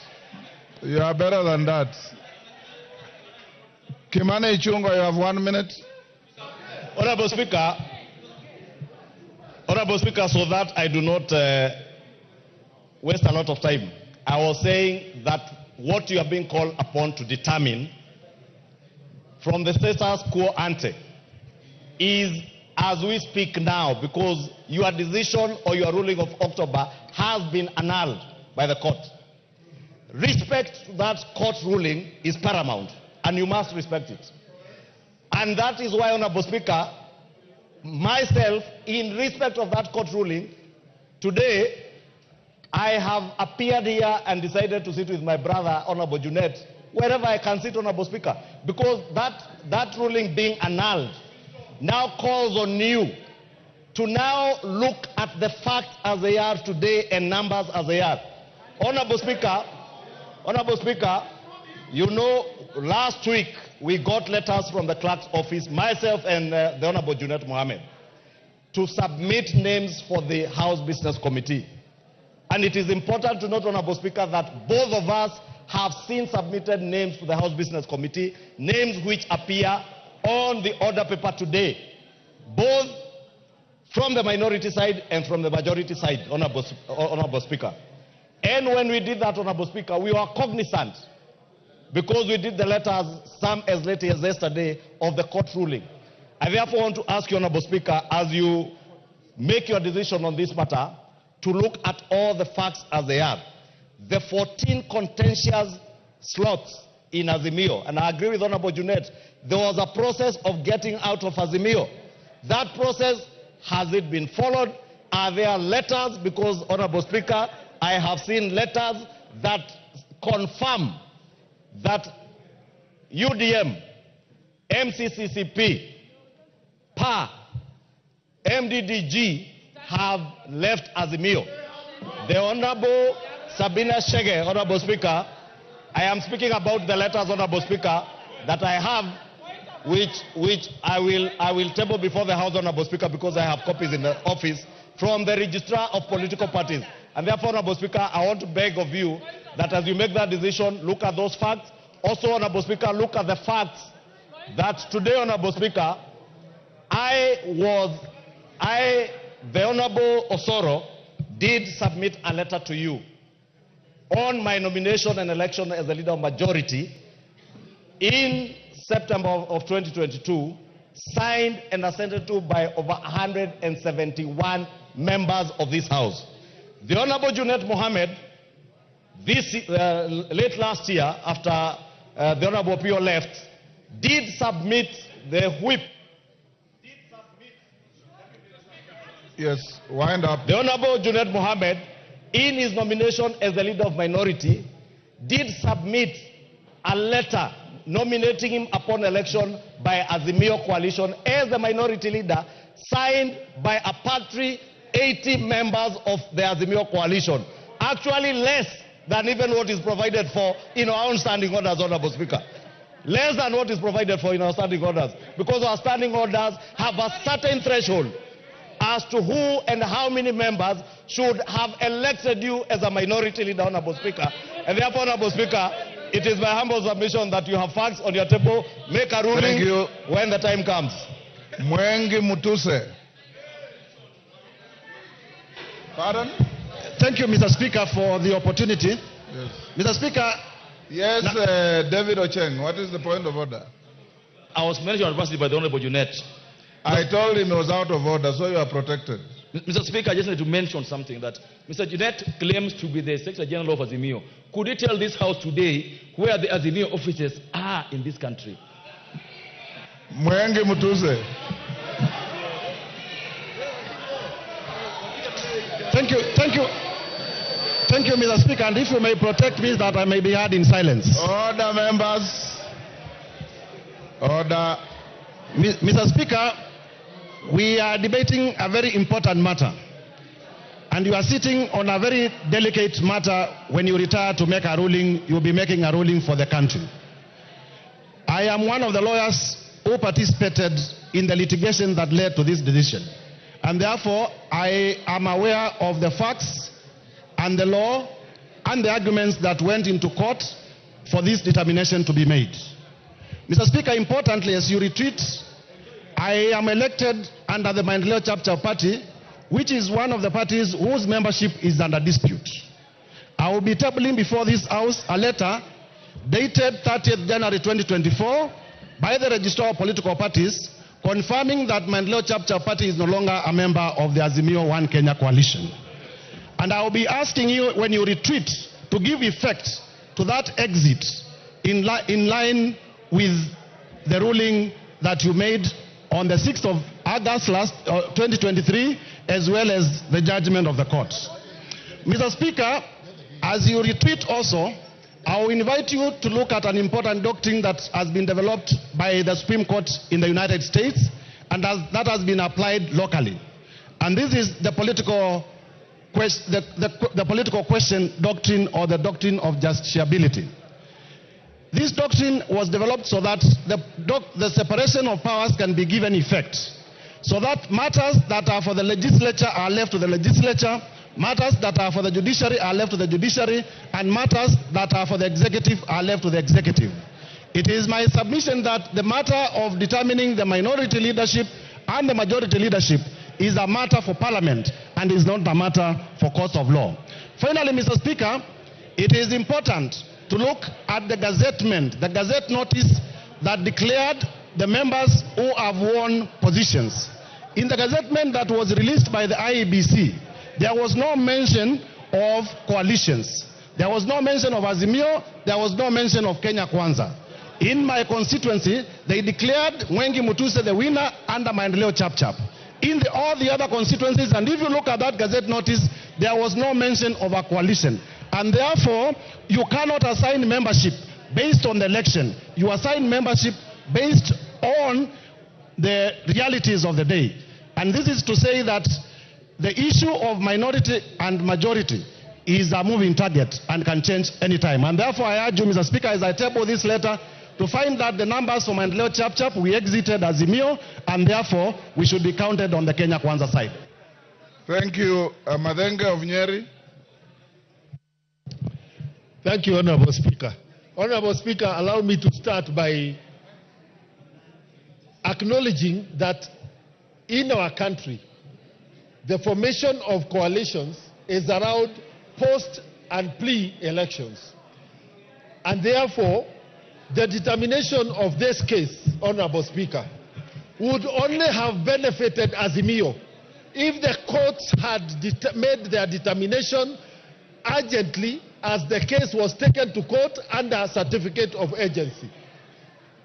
This judgment, coming 2 years late, is unimplementable because the realities are that there have been movements in and out of Azimio. Mr. Speaker, it is important that also this House addresses the judiciary, that it is no longer tenable for the judiciary to certify a matter urgent, but make a determination 2 years late. So where is the urgency? And we must be practical in terms of handling the issues of Kenyans when they go before the judiciary. Honorable Speaker, as at this point in time, the only way out of this quagmire is for you, Mr. Speaker, and Parliament to communicate afresh to the Registrar of Political Parties and give us the facts as they are today, and on the basis of the response from the Registrar of Political Parties, make a determination as to which party has the majority members, and therefore let us move on with the business of the House. Honorable Speaker, I urge you to actually start and make a ruling on this issue. Thank you, Mr. Speaker. Didymus. Mr. Speaker, thank you for this opportunity. I have read the court ruling. The ruling touches on a number of issues that requires constitutional direction, Honorable Speaker, so that nobody else can misuse those kind of things to put this House into limbo, Honorable Speaker. I have singled out from what the court said that because you belong to a political coalition, you are not impartial in a manner that the Speaker of this House is required, Honorable Speaker. As you retreat to make a ruling on this matter, I want you to put your mind on what the framers of our Constitution and our standing orders mitigated when they said that the Speaker of this House doesn't have a vote. When they said that the Speaker of this House doesn't influence in a manner in which the members of this House will make a decision. Honorable Speaker, Kenya as a country and our House takes a lot of what happens in other countries of comparable jurisdictions. An example of a country, the United States, where their system is also purely presidential system. Our system is also presidential, Honorable Speaker. If you look at how Nancy Pelosi presided over the affairs of the Parliament of the United States, Honorable Speaker, yet she belonged to the Democrat Party, Honorable Speaker. If you look at what is happening now, the current Speaker, it belongs to the Republican. But that doesn't stop them from being impartial in their conduct of the affairs of the House, Honorable Speaker. Honorable Speaker, as you make a ruling on this, you must be guided by Article 122 of our Constitution that it makes it very clear that the Speaker of the House doesn't participate in the affairs of the House, Honorable Speaker. Last but not least, the role of the courts is not to make any law, but to interpret the law. When we went to elect you as Speaker of this House, we were guided by the standing orders. There is no qualifications as to which, on whether the Speaker should not be a member of any political party.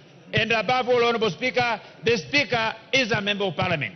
So as you retreat to make the determination, you must bring to the attention of the country that the Speaker is indeed a member of Parliament, but not a civil servant. I beg to differ with the ruling of the Court, Honorable Speaker. Major Bashir. Thank you, Honorable Speaker, and I want to give my input on this matter. Honorable Speaker, this matter is a matter that you have ruled on 6 October 2022. It's now almost 2 years, and looks like you have been taken back on something that you have made a ruling. And from that time up to now, I think this House has done exceptionally well in executing its duty and mandate. Now that we have been taken back, and I think the ruling itself is not in good faith. Honorable Speaker, I was looking at the ruling itself. One thing that I picked is the issue that said the electorates determined who is... Yes, member for Kibra. What's your point of order? Hold Bashir's time. Yes, Orone. Honorable Speaker, only 30 members have spoken. I would wish that we reduce the minutes from 5 to 2. We are doing 3. 3 minutes, Orone, is not too bad. It's not too much. Go on, Bashir. Pardon? Honorable Speaker, I was saying that in part of the ruling, it stated that the voters determined who is majority and minority during the ballot. If you look at the specimen of the ballot paper, there was nowhere written Kenya Kwanza coalition or Azimio coalition. It was just individual members and individual parties. So I think on that aspect, they might have gone a bit too low on that aspect as well. So there's no way the voters will have determined who is a member of a coalition and who is not a member of a coalition. Honorable Speaker, there is what we call pre-election pacts and post-election pacts. For the purpose of UDM, which I'm a member as well, we had a pre-election pact with Azimio coalition. We also had, after the elections, post-election pact with Kenya Kwanza. It's allowed. It is there in our statutes. There's no doubt about it. So if we, as UDM, decided that now we are working and have a relationship with Kenya Kwanza, I think no one can stop us from saying, why are you interacting? There's freedom of association, freedom of speech as well. So I think on that matter, and as you make your determination, the only person that you need to rely on is to ask the registrar of political parties to tell you what is the status of these 14 members through their parties and determine whether they belong to Kenya Kwanza or they belong to Azimio coalition. And I think on that aspect, we'll go back to what we call a status quo ante until you make the declaration. Thank you, Honorable Speaker. Jen Kagiri. Thank you, Honorable Speaker. Honorable Speaker, I attempted to understand the ruling and I realized it was 71 pages, 507 paragraphs. I read that there were 34 prayers, but the judges only honored 3. Honorable Speaker, in one of the rulings, the first one, the judges said that the majority and minority were already determined at the ballot on 9th August 2022. Honorable Speaker, as a layman, I would want to translate this to mean that the determination that was done at the ballot paper is based on the members of parliament seated in this house, Honorable Speaker. Honorable Speaker, I believe it's in your power to determine who the majority and the minority are by even a simple head count. I believe in the Constitution there is the freedom of association and any member can choose to be in whatever coalition they are in. Honorable Speaker, I believe it will be your honor to make the determination of the minority majority based on that, and I believe for the parties that already left their coalitions, there is a right to be in new associations that they deem comfortable and necessary for them. Thank you, Honorable Speaker. Thank you, Jen. David Speaker, you said you wanted gender. Now let me give the women. David Speaker. Thank you, Honorable Speaker. I think when this judgment came out, I remember reading it with a lot of disbelief as a lawyer. And first of all, maybe I can correct Honorable Junet. The court did not say that Azimio is the majority party. So you actually cannot be sitting on that seat. That is going to be determined by the Speaker. As we speak now, that is not the case. So I said, I just wanted to point out a few things here. When I read the judgment, I can say it's conflated, it's convoluted, it is confusing, and it even reveals that there was no laws looked into. For example, the argument that the Speaker cannot be a member of a political party or be a political party leader is flawed. Because first of all, Section 12 of the Political Parties Act prohibits every public officer from getting is a member of the National Assembly. Article 97 of the Constitution gives the membership of Parliament, which includes the Speaker, the substantive Speaker, as an ex-officio member. So even just from looking at that, and that is why I would like my colleagues who are praising the judgment to know that it has very glaring, complete disregard of the law. And that one, you don't need to be a magician. Just read Article 97 of the Constitution and then read Section 12, subsection 2. Also, if you see the way the court has interpreted the law and said that the determination of who is a majority party and minority party is decided by the people at the time of the ballot. Again, that is inaccurate. Kenya is a first past the post electoral system, which means it is individuals who have voted who can enter into a coalition and join parties. And I think they are confusing it with the South African method. because the South Africa has a mixed member proportional representation system. So people are voted in by parties, not as individuals. And so, just looking at that, we need to also ask ourselves in Parliament that how is it that we have a judiciary that does not follow the same laws that they are supposed to apply and interpret. Also, if you look at during the arguments of the case, the judgment itself in the judgment says that they decided to look at other evidence and that they did not have any evidence of who had left the coalition. But at the same breath, in the same judgment, they contradict themselves and point out that the Registrar of Political Parties provided for them the evidence. And even as we speak now, Honorable Speaker, when you are away is when this judgment came out. And immediately, I instructed the Clerk of the National Assembly to write to the Registrar of Political Parties to give us a true position of how the membership is organized. And therefore, I'm requesting that the clerk should be able to give me that letter so that I can table it and let it become part of these proceedings. And then, purely that it will be your decision to make a ruling as to the majority and minority parties as the Speaker. And the courts don't have any power to do it. That's why, even though they nullified your ruling, they did not actually make any declaration because they know that that is a pure mandate of the Speaker. Thank you, Honorable Speaker. Emmanuel Wangwe.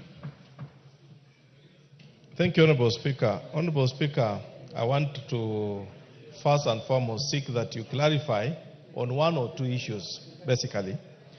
The issue, Honorable Speaker, to do with among the very many prayers that were cited by the petitioner was the prayer to declare the seat of yourself as being vacant. A situation which you tried to explain, Honorable Speaker, in the beginning, but my take it goes differently, Honorable Speaker. That, Honorable Speaker, we all know Article 106(2) particularly gives us the analysis how you can vacate your office, Honorable Speaker. But in this case, Honorable Speaker, the court appears to be following the petitioner who is chasing on the wild goose to understand, Honorable Speaker, how you can release because of your party affiliation.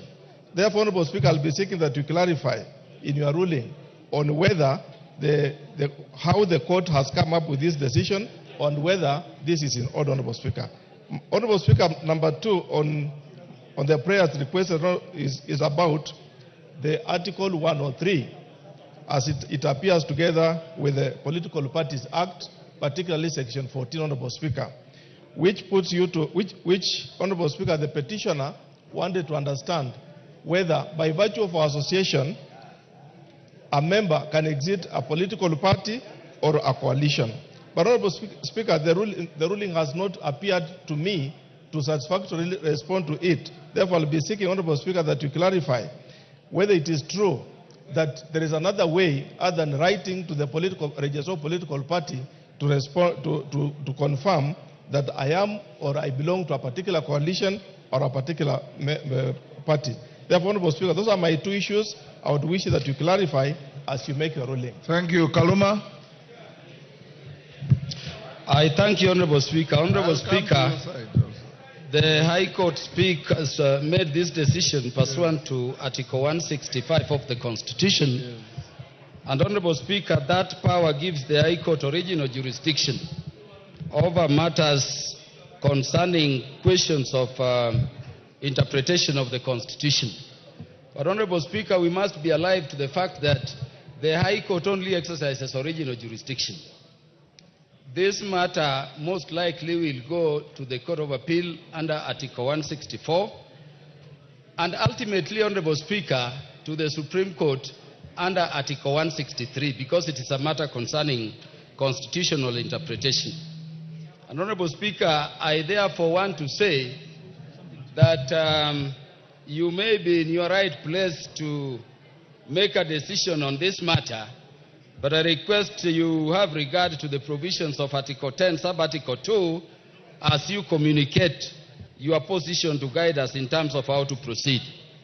Honorable Speaker, having said so, as you make your decision, I wanted to request that you help us understand and resolve the following matters. Number one, Honorable Speaker, what members are asking is the determination of which party is majority or minority in Parliament a de jure determination or it is a de facto? Is it based on law or it sits on existing facts? And Honorable Speaker, may your communication clarify that. I'm asking Honorable Speaker, together with the honorable members, that is it a decision to be made at once at elections and then it remains static, or it is capable of change due to the possibility of post-election coalitions? Honorable Speaker, we've seen this in Israel, we've seen this in Germany. What happens if it is static and at once? If these parties like UDM, the parties like MDG, the parties that were to move from Azimio, were to actually effectively, successfully and lawfully move from Azimio and join Kenya Kwanza, how would that position sit with the judgment? Honorable Speaker, I'm also asking you to clarify that if the determination is static, then Honorable Speaker, how does the judgment sit with the provisions of Article 36 of the Constitution? And Honorable Speaker, as you make your determination, I wanted to give him 1 minute. Honorable Speaker, would you look, when you decide, at the provisions of Standing Order number 178, subsection 2, as read with Standing Order 174, subsection 2A. Honorable Speaker, what I'm asking, to what extent does this decision affect leadership of oversight committees like PAC-PIC? Or asked differently, can the members of the parties which the judgment has said did not move from Azimio seek to chair those oversight committees and members who are independent? And to what extent would it affect our side? Lastly, Honorable Speaker, on the matter concerning the sitting of the Speaker, I would request that you look at the provisions of Article 106, Sub-Article 2. But lastly, Honorable Speaker, as a supporter of broad-based government, allow me only to say this. Honorable Speaker, it is very painful when supporters of broad-based government are traveling like to Mombasa and they go to economy and you find Gakuya wa Muchomba sitting on business class because they're chairs of committee. We want reorganization that ensures equity in the broad-based system, and that is why I would agree that whatever decision you make, we must be equally integrated as a broad-based government in a presidential system. I thank you, Honorable Speaker. Lillian Kogo.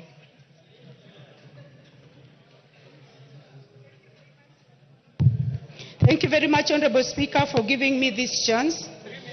And I must say that in the spirit of separation of powers, whatever we decide on the plenary is unanimously decided by the Speaker of the National Assembly.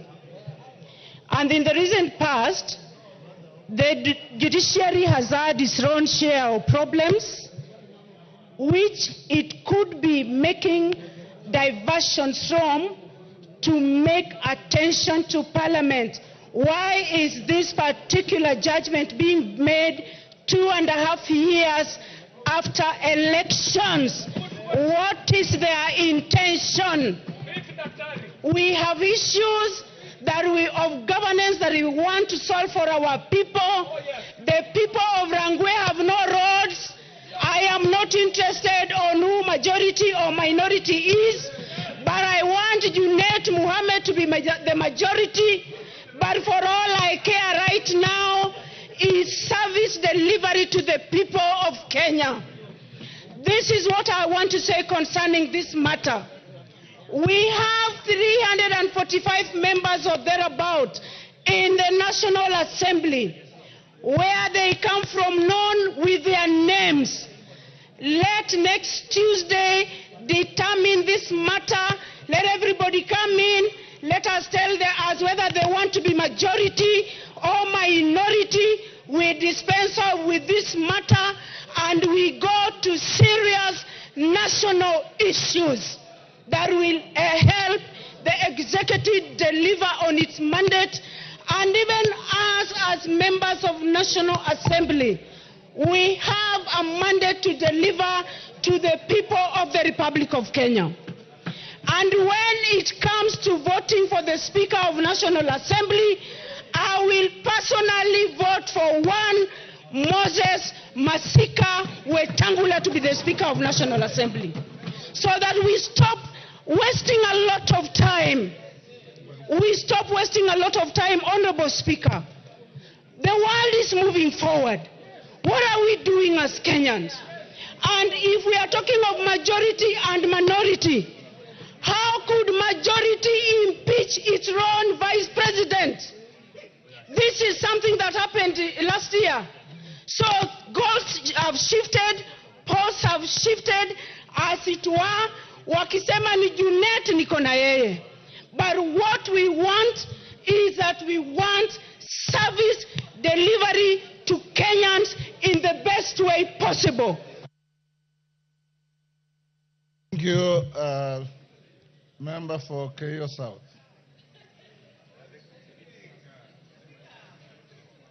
Oh, I'll give you, don't worry. Everybody will speak. There's plenty of time.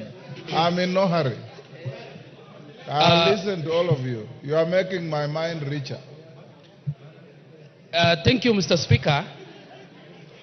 Mr. Speaker, like my other colleagues, I have also read the judgment from the court. And Mr. Speaker, the only thing which they said you did wrong was that you didn't submit in your affidavit the evidence that the three parties. Mr. Speaker, you need to protect me. You are protected. Go on. Wanjala? You are making the member on the floor feel intimidated. Mr. Speaker, I have read the same judgment like my colleagues. And Mr. Speaker, first of all, let me say that you have never been impartial in this House. You have always been impartial. That one, there is no question. Mr. Speaker, the three-judge bench say that your only problem is that you didn't submit the evidence in your affidavit. So, Mr. Speaker, what you just need to do is to write to the registrar of political parties, get the evidence that the three parties, that is the UDM, PA, and the rest, that there are 14 members belong to Kenya Kwanza coalition. And, Mr. Speaker, I also want to agree with my colleagues that the coalitions keep changing. Yesterday, we might have a coalition with 2 or 3 parties. Tomorrow, one coalition can move from this, one party can move from this coalition to another coalition. So the position of which party is majority or minority is dependent on which party has moved to which coalition. So, Mr. Speaker, in your ruling, just write to the registrar of political parties, get us which coalition has how many members, and that matter is put to rest. Otherwise, like my colleague has said, that matter should rest here. The work of the court is not to decide which party or which coalition has how many members. It is the work and the ruling of the Speaker to decide which coalition has how many members.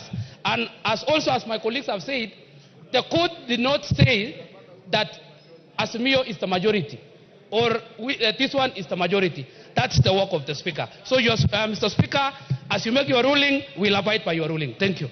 Nyaribari Chache. Thank you, Honorable Speaker. Honorable Speaker, I read the ruling, and in what I see as a strange judgment and one which is purely personal, driven by mischief. Honorable Speaker, why do I say so? The judgment stated that the Speaker is a stranger to this House and not a member of this House.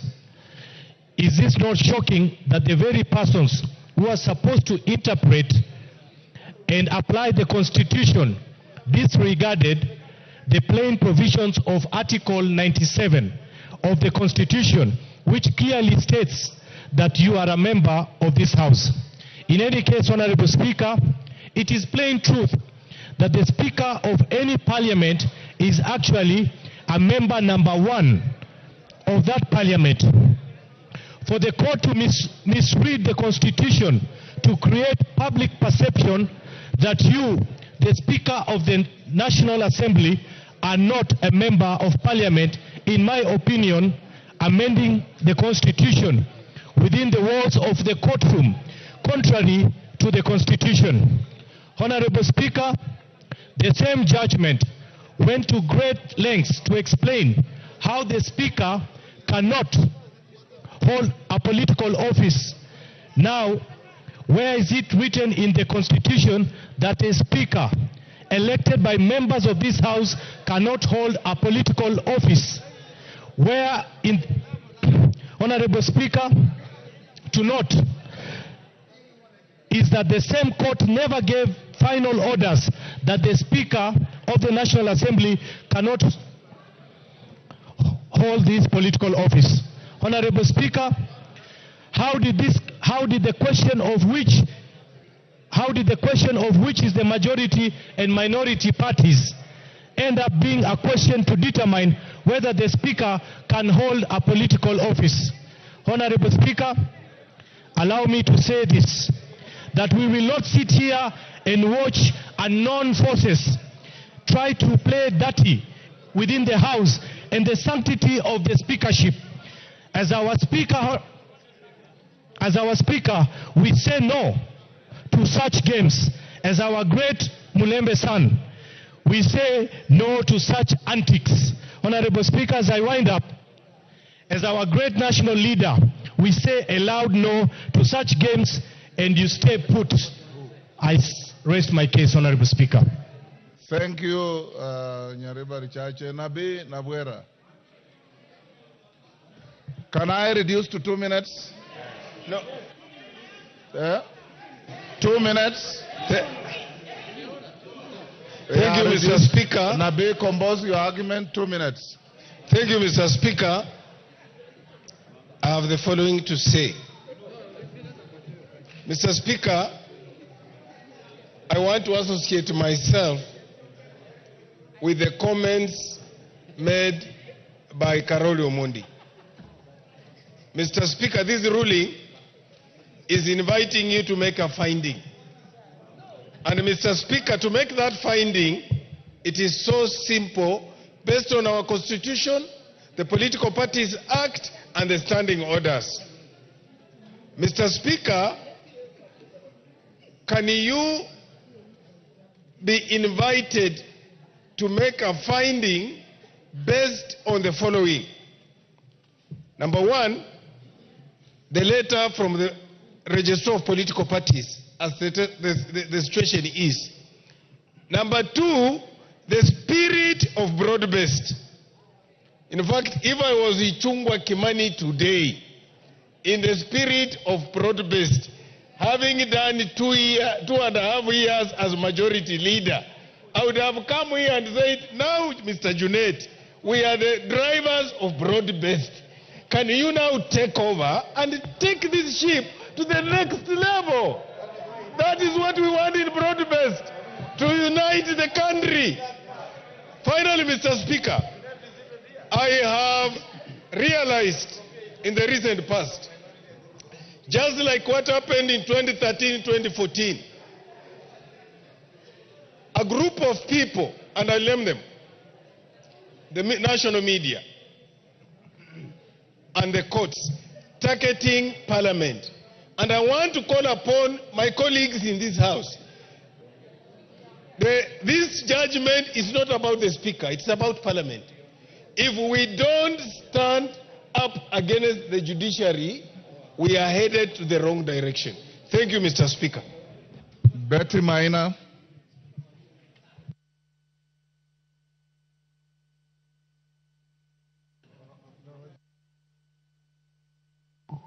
Betty Maina. Thank you, Mr. Speaker. Mine is to seek for your You have 2 clarification. minutes. Yes. Thank you, Mr. Speaker. Mine is to seek for your clarification. Who is to guide this House when there is a stalemate? Secondly, Mr. Speaker, the court found that the decision you made in this House was null and void. My question is, in an incident like today, there is a lacuna.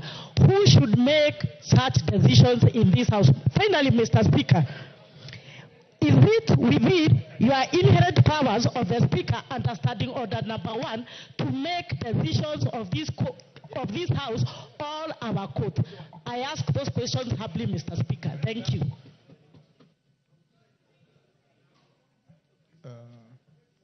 Marian Kaitani.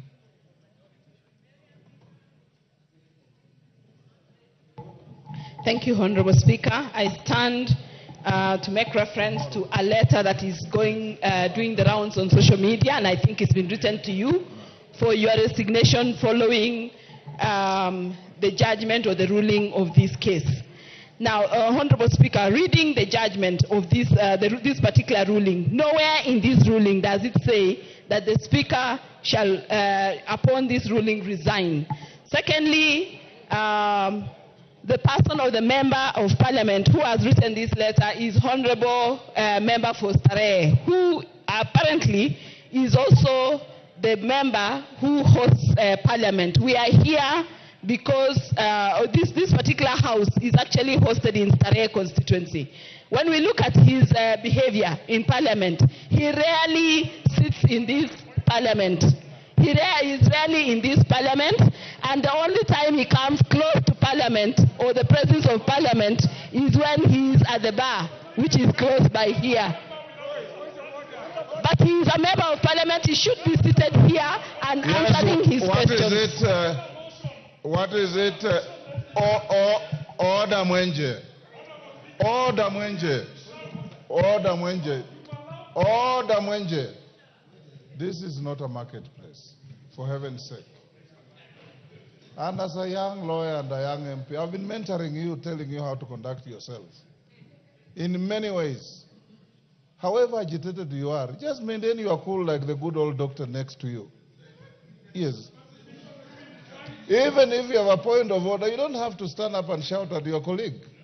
It's actually grossly disorderly conduct.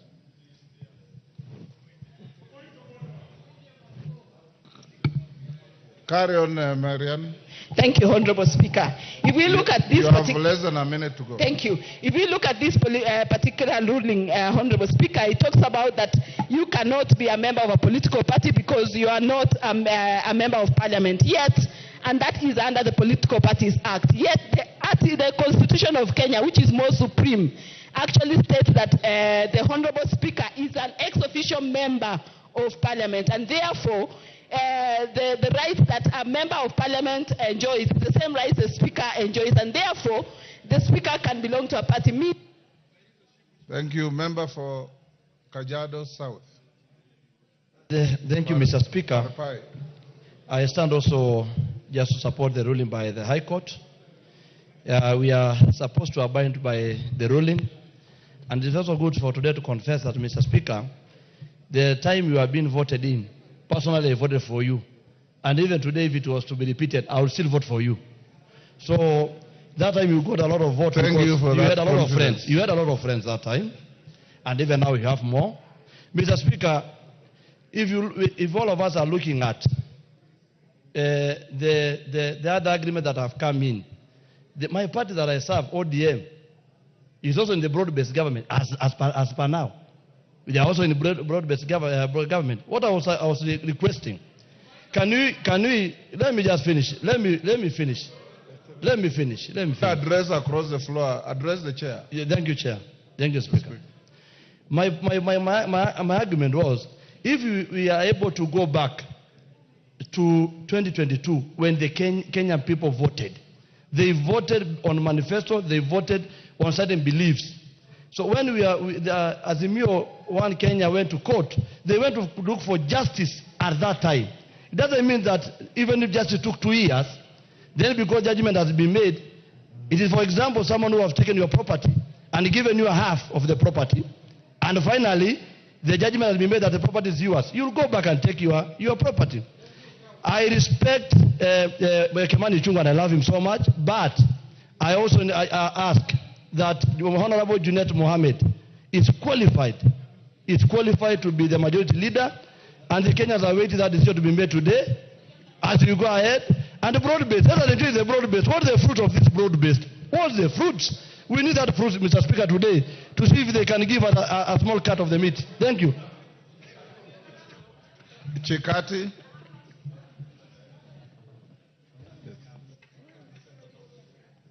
Give him the mic. You have 2 minutes. Thank you, Mr. Speaker. Mr. Speaker,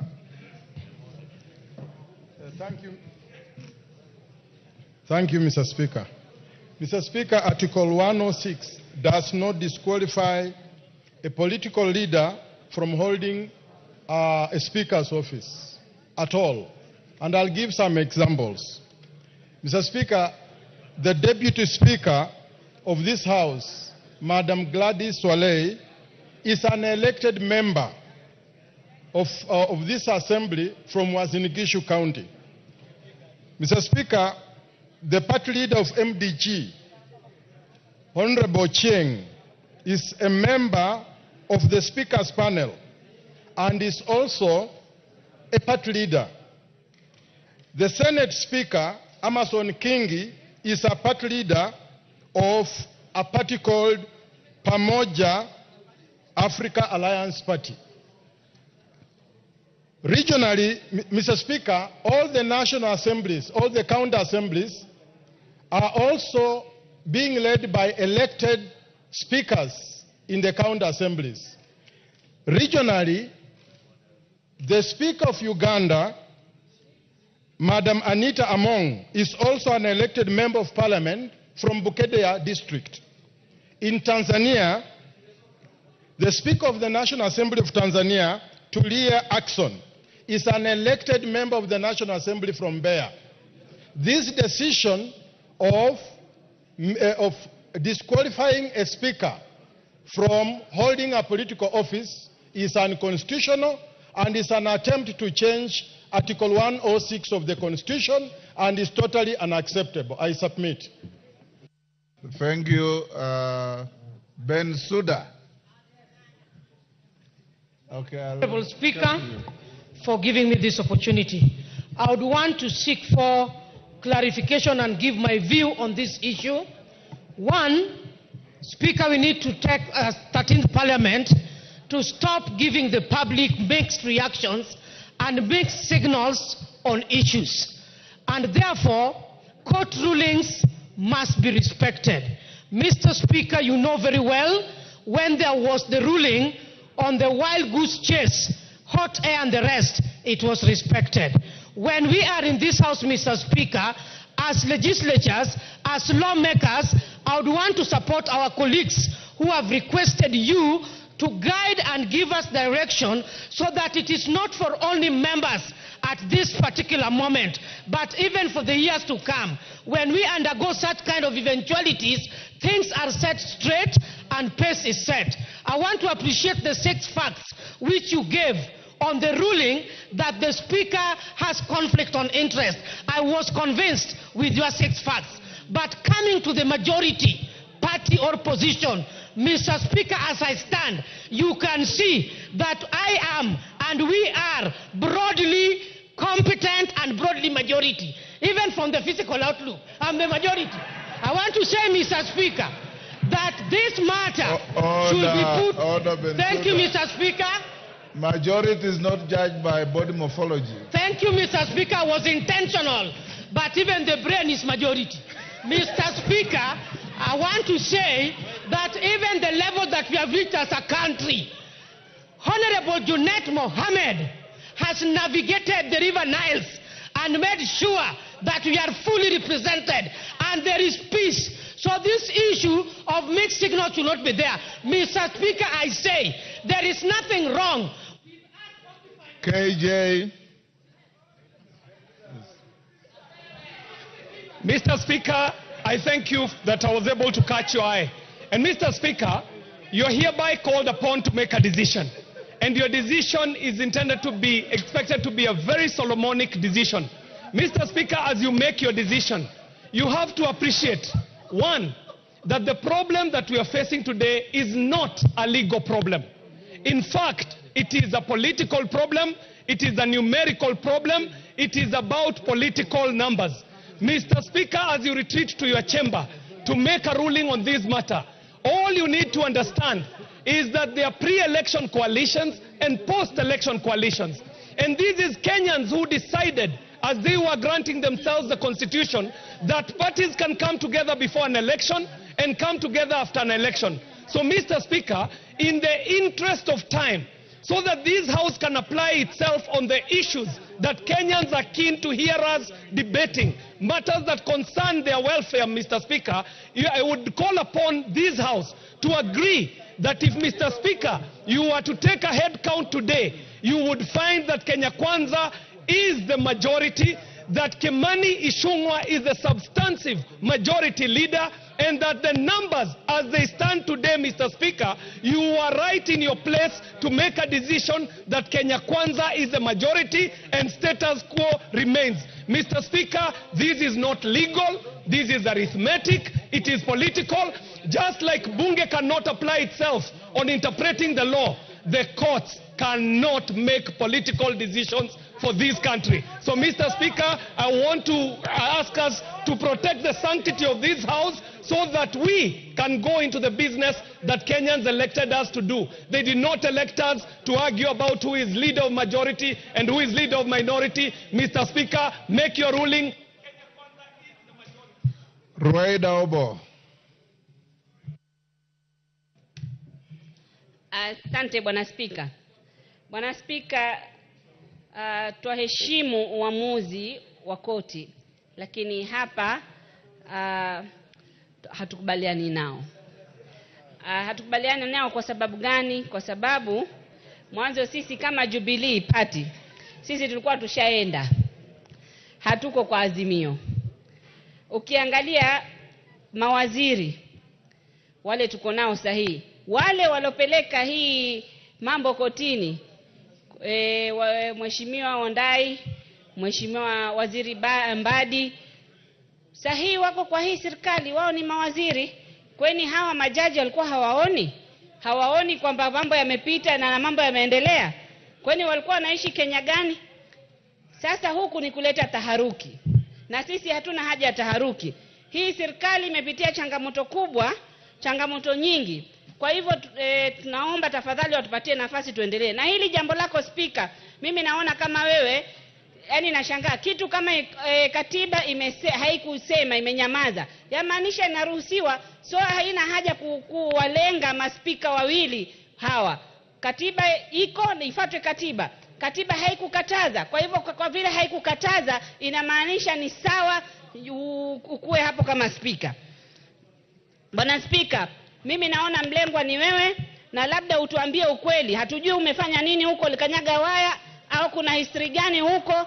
Naona kama ni mlengwa wewe, umelengwa hapo. Na sisi tuwaona haya mambo ni kama kumwambia bibi na bwana wameoana, sasa uwaambie nyinyi kwa hamuruhusiwi legally kuoana. Watu washazaa, watu wamependana. Sisi tumeshikana kama broad base hiyo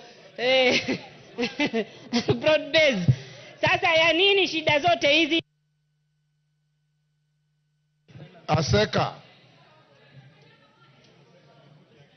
Aseka from Huisero. Give him the mic, he's at the end there. There you are. Thank you, Speaker. I've read the judgment, the 71 pages and 508 paragraphs. And I want to request you, Speaker, as you retire to do your judgment and your ruling, consider the repercussions of this ruling on the composition of the IBC selection panel, the repercussions on the Commission on Revenue Allocation, which was approved by this House, and its finding. Honorable Speaker, also consider the repercussions of the committee reports of this House. Mr. Speaker, also consider and advise this House if, when the court says that you as a political leader or maybe a party leader is not supposed to preside over this house, does it mean if even the President of the Republic of Kenya, who is a party leader in this country, is supposed to resign when he takes over or when he took over the parliament, the executive? Thank you, Mr. Speaker. Member for Kitui, is it Kitui Central? Makali Mulu. Yeah, thank you, Honorable Speaker. Honorable Speaker, this is my input to this issue. In this house, everybody who sits in this house sought to protect the Constitution. We also sought to defend and protect the Constitution, Honorable Speaker. As it is now, the courts have given a ruling. And I have not seen anybody in this house who has tabled a stay order to this house saying that things should be the way they are supposed to be. Unless that has happened, Honorable Speaker, the House has no choice but to respect the position of the courts, the ruling. Whereby, as at the time we joined this House, there were pre-election coalition agreements which had been signed. On the basis of those pre-election coalition agreements, Azimio was declared to be the majority leader. The way forward, Honorable Speaker, is if there are post-election coalition agreements which have been signed or formalized, they just need to be tabled, Honorable Speaker, and this matter will make it very easy for you to make a ruling. But even as you make a ruling, Honorable Speaker, composition of committees, slots to the ABC Commission were determined on the basis of majority party, minority party. So it will have implications in terms of that. So, Honorable Speaker, the sooner you do this, the better for the House. Because we'll be able to know how do we then reorganize the committees. Because in a situation where Kenya Kwanza was the majority and now they are the minority, it means we have to rework the committees by reducing the numbers. So, Honorable Speaker, this is not a very simple matter as we are taking it. We need to take it very seriously, Honorable Speaker. And the starting point is to know, do we have post-election coalition agreements which have been formalized? Some parties have also crossed the other side, Honorable Speaker. We are aware. Some of us, Wiper, we are still very... Yes, member sitting behind Rahim, is that Honorable Chiforomondo Makale? Thank you, Mr. Speaker. Yes. Mr. Speaker, apart from the quagmire which has been caused by the courts, it is a wake-up call for the courts to ensure that matters which are presented before them, it is concluded on time so that it doesn't cause all this confusion. Because then a lot has expired, has happened before or after the case was taken into court. Mr. Speaker, I have gone through parts of the ruling, and I've seen that they have said that the decision of the majority party in parliament was done by the electorate.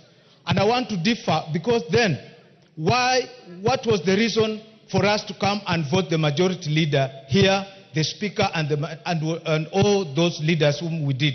Then I believe that these people did just purposely to confuse this parliament, and we need to put our foot down, because then, Mr. Speaker, people outside there need to hear us debating very serious issues which actually affect them.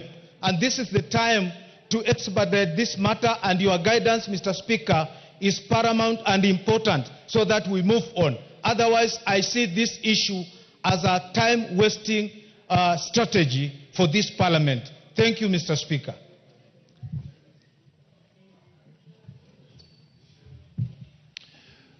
Thank you, Honorable Speaker. Let me approach this matter on two limbs. First, the position of the Speaker has already been outlined under Article 97 and 90 and 106. So there's no one who can challenge the position of the Speaker, who is supposed to be a member of Parliament and who is supposed to be elected as a person who is qualified to be a member of Parliament. Number two, on this issue of leadership, Standing Order number 19A which is a 19, which is a replica of Article 108, clearly says that the majority party shall produce the majority leader. So the only question that you need to determine when making a decision in this matter, who is the majority party or who is the majority of the coalition party. And that those facts can only be achieved when you invite the registrar of the political parties to give you those facts. And the matter would end here. It's a weighty matter, but very simple to determine. And then we'll be able to determine who will be the majority leader. And any coalition, all the parties must be also be brought to this parliament under order 19A. So whatever Honorable Millie Odhiambo purported to bring here was premature, because there was no agreement of political parties that was also brought with the list that she purported to bring before this House. Thank you, Honorable Speaker. Your immediate neighbor, Kapchai.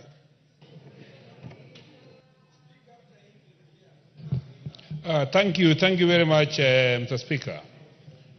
Mr. Speaker, the courts are intending to throw this House under the bus, and we must be very careful. On the 48 laws of power, Mr. Speaker, they say that if you want to disperse the flock, you strike at the shepherd. And you are the shepherd of this House. Striking you, Mr. Speaker, will disperse the flock of this House. I want to bring to your notice, Mr. Speaker, as you retire to make your judgment, that once this House was led by senior people, and I remember very well, Mr. Speaker, we had in 1993-94, Mr. Speaker, Fort Kenya was a leader of majority in this House, leader of opposition, under Honorable Jaramogi Oginga Odinga. But the moment the Speaker, Fort Kenya split into two, we got Fort Kenya and LDP. Mr. Speaker, during that time, we ran short of seats from 44 to 22, Mr. Speaker. And Honorable Mwai Kibaki, with the DP, took over this House as a leader of opposition. That tells you what, Mr. Speaker? The House leadership is dynamic. You can never step in a river twice, Mr. Speaker. If you do that, you are a different man in different waters. So, Speaker, this House is dynamic. Make a decision as is. Having heard Honorable Murungara said here, make the decision as is today. Give your evidence and declare. And the Speaker, Honorable Ichung'wa, is a majority leader as is today, Mr. Speaker. Thank you, Mr. Speaker. Member for Matuga.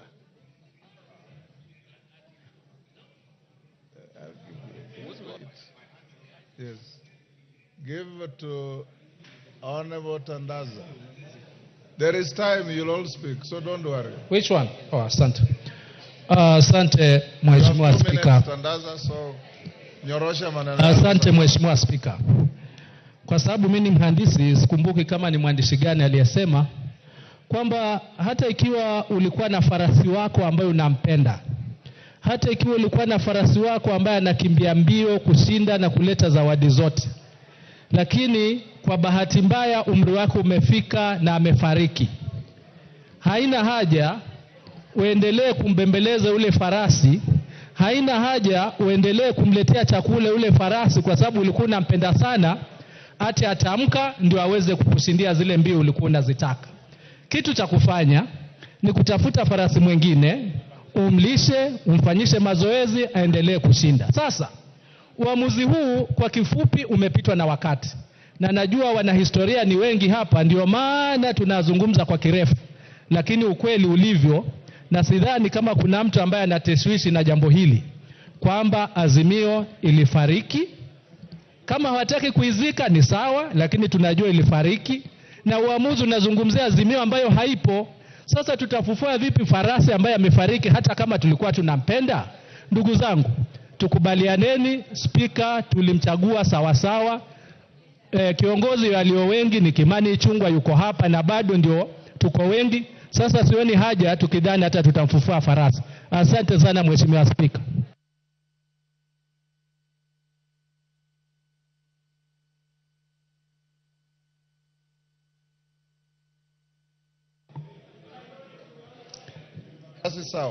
Thank you, Mr. Speaker. Mr. Speaker, this is a house of rules. Kenya is a country of laws. Today, the ruling that will be given about this matter will determine whether the house is a house that obeys court orders or a house that disobeys court orders. There is judiciary for a reason. There is legislature for a reason. There is executive for a reason. But this time, today, the court has issued a ruling. There is no way that a court can issue a court ruling and then it's taken to a police station and then the court, then people, the police officers, Mr. Speaker, the House, there is no way that a court issues a court ruling, then it is taken to the police station, then you tell the police officers that you guys have a discussion about this court ruling and then decide to the left or right. There is a court ruling. This country is a country that should obey court orders and we should obey this court order. This parliament should obey the court order. Thank you, Mr. Speaker. Bukose. Give to Bukose. Thank you, Honorable Speaker.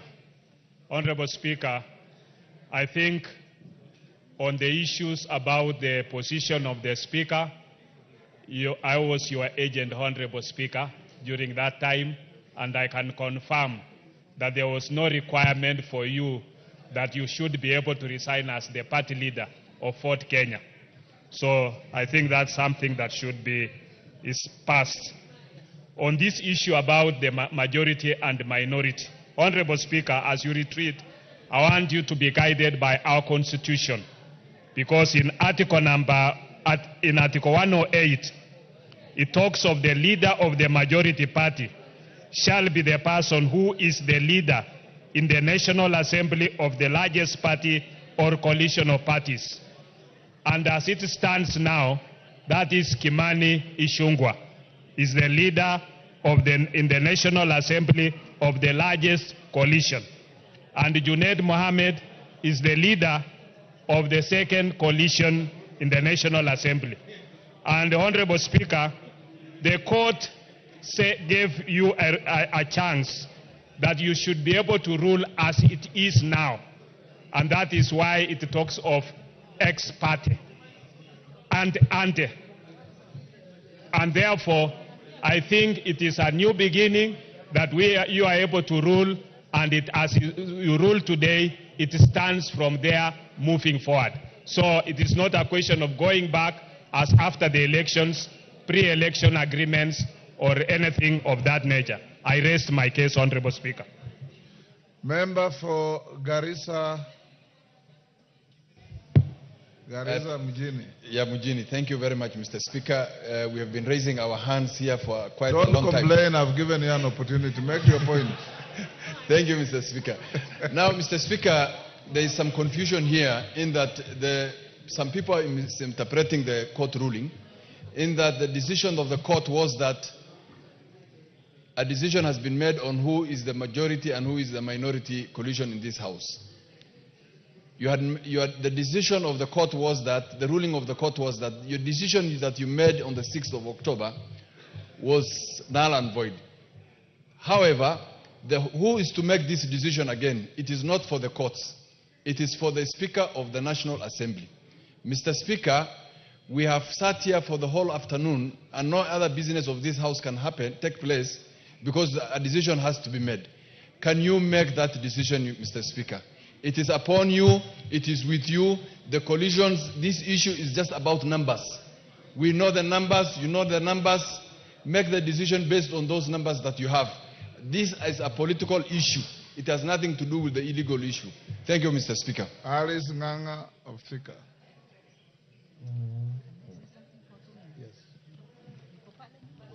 Thank you, Mr. Speaker. Mr. Speaker, in 2022, a ruling was done in this House, and Kimani Ichung'wah was declared as the majority leader. And to me, that ruling still stands. Mr. Speaker, National Assembly is an independent arm of government, and whatever business that we do here stands. Courts cannot make laws. It is us who do it here. So when they go outside there and a ruling was done in 2022 and they purport to change that ruling, that making a country to come to a standstill, does it mean, Mr. Speaker, you clarify for us all the businesses that we have concluded in this House, is it null and void? Does it mean everything that we have done in this House does not count? The courts need to know they stop interfering with the running of this House. And what I have seen from this ruling, Mr. Speaker, these are people who don't wish this nation well. They are outside here because of broad base to scatter everything and the achievement that we have achieved this far. And the only big word I can tell them, washindwe tena sana. Thank you. Kajwang. Mr. Speaker. Check. Check, yes. Mr. Speaker, you are up to the task. You are a veteran speaker, you are a veteran lawyer, you are a veteran politician. And you are senior. And my senior. The fact of the matter is that now there is a High Court decision. The question would be, what will you do with it? I want to bring to your attention, and I'm sure your staff will bring this to you, the ruling which you made on 8th of June about the issue of political parties. And you are the only speaker who respects the rule of law. You came here, the very first speech you gave was heartwarming. That you came here to protect the Constitution. You came here above all to, please give me a little time. I think we are at the end of the, yes. You came here to, if there is a court order, although you differ with them, although you could have a respectful view otherwise, but you'll obey it. What you said was this on that day,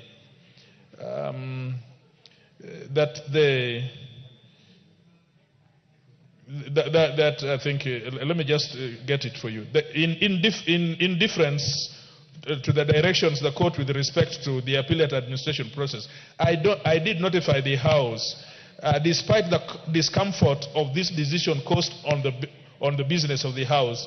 Immediately thereafter, I instructed the liaison litigation person to challenge the speaker.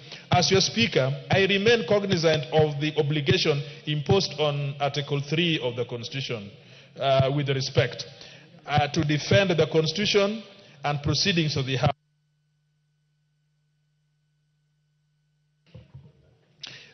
Despite the sympathies I hold for the predicament of the minority party, my hands are tied with regards to the court order.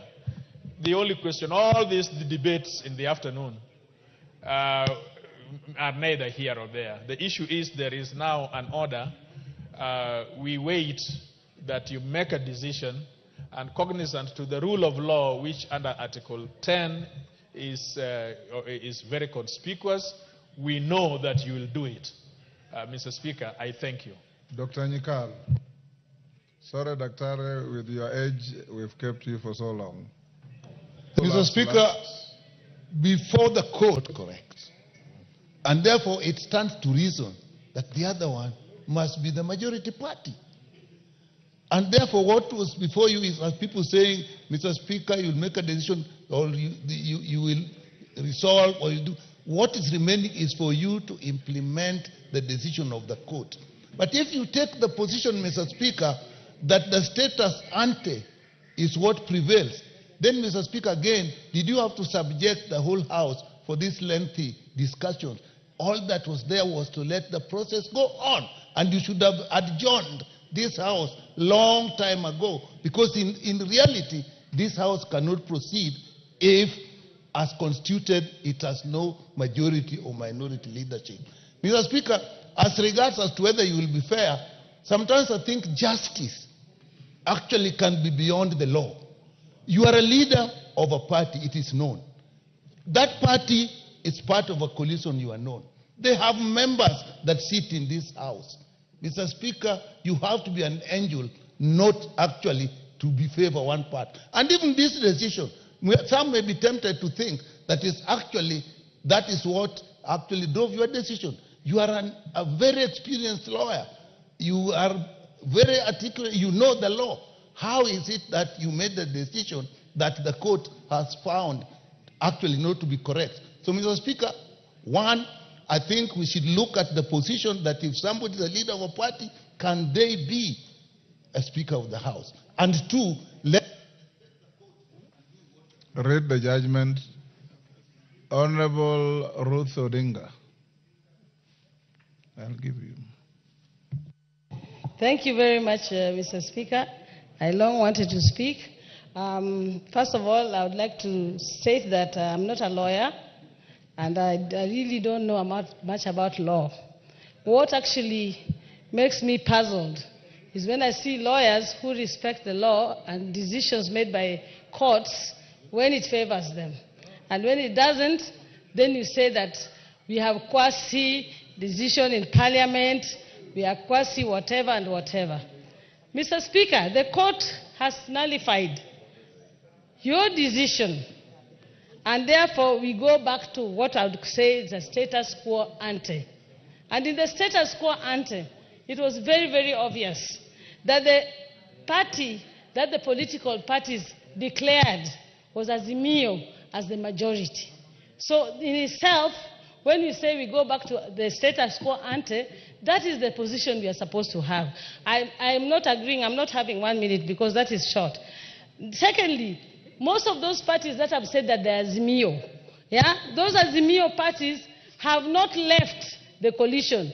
They have stated and they've said they want to leave, but they have not left. So as far as we are still here, most of them, they are there. They're still under Azimio, and therefore they belong to this party. Thirdly, Mr. Speaker, one of the things you are accused of was impartiality. Even through your demeanor and how you actually are giving people a chance to speak here and how we are, that impartiality still shows. I don't know whether that decision means that you're the one who's going to decide on whether who is going to be, because if it is you, we know which side you're going to go. Please let us have somebody else come and make the decision. Thank you. Ruth Odinga, you are grossly out of order. You are grossly out of order. Bring a motion and discuss the Speaker, if you wish. Ruku. Thank you, Mr. Speaker. First, Mr. Speaker, I want to congratulate you and thank you for the leadership you have shown to this House for the last 2.5 years. You have read us with a lot of wisdom and acumen. Also, Mr. Speaker, I want also to congratulate the Majority Leader, Kimani Ichung'wah, because for the last 2.5 years he has done an incredible job. Mr. Speaker, judiciary delayed this ruling for 2 years, and they say, as they say, justice delayed is justice denied, Mr. Speaker. This does not say that the ruling is spot on. Mr. Speaker, the separation of powers, as far as our Constitution is concerned, is a very critical principle which underpins the way the three arms of government should be able to operate and work. Mr. Speaker, if you refer to the political parties, to the registrar of political parties, you'll be able to get the results or the membership of parties within the coalitions. And this will give you a very straight answer on which side is the majority in this House. I am sure this is not a difficult ruling. It's not a difficult thing for you to do, Mr. Speaker. You'll be able to retreat and come up with an answer guided by the registrar of political parties.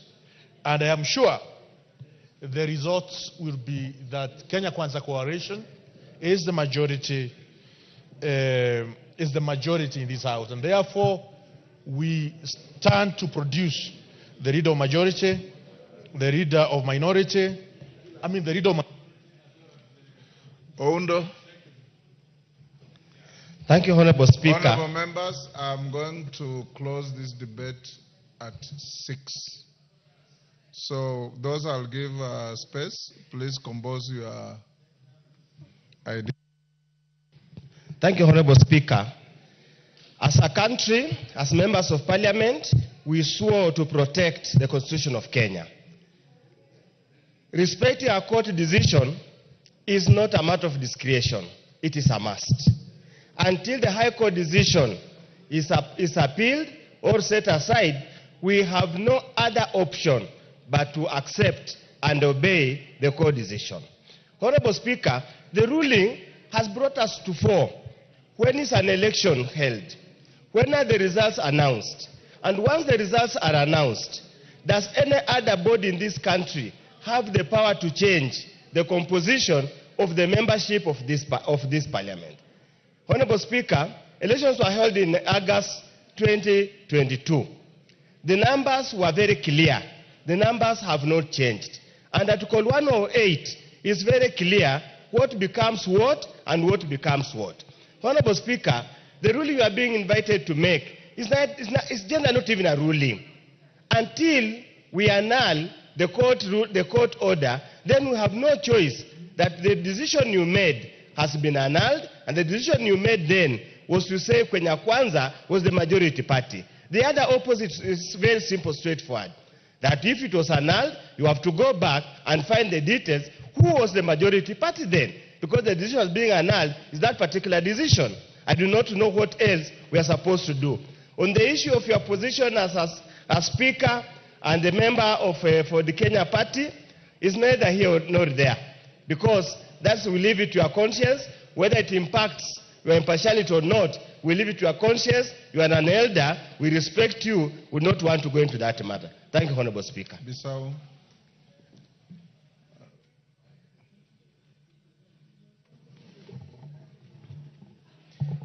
Thank you, Mr. Speaker, sir. I received this ruling and I've read it very clearly. I've also listened to the lawyers in the House, but surprisingly, starting with the first item, whether it is correct for you to remain the party leader of Fort Kenya and at the same time be the Speaker, our Constitution is very clear.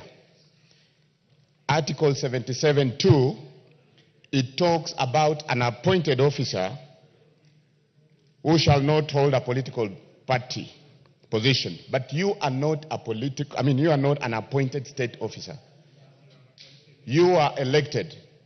And my neighbor here, Dr. Bokosa, I remember he was your chief agent. And many of us voted for you, including my brother, your senior counsel, your learned friend, Atendo Molo, who actually voted for you. So that, we pack it and we leave it at that. And even across the border, your colleagues, Aneta Mong, she's the Speaker of Uganda. She's actually, in fact, even now vying for a position in NRM. Dr. Tulia Axon, she's also an elected person. So there's nothing that restricts you to remain the Fort Kenya party leader and be the Speaker at the same time. On the other issue, about the majority and minority, I have read this ruling very clearly. But again, our courts have not come out clearly to say what is what. And if you look at Roman 3, on their decision, it talks about an order of certiorari is hereby issued quashing the Honorable Speaker's ruling or determination contained in his communication from the chair made on 6th October 2022 on the majority and minority in the National Assembly. Thank you. Yeah. Give him half a minute. What we expect is our court to be giving us very clear ruling. The court is telling you retreat and tell us who is the majority in this case. They've mentioned both the minority and the majority, minority and majority.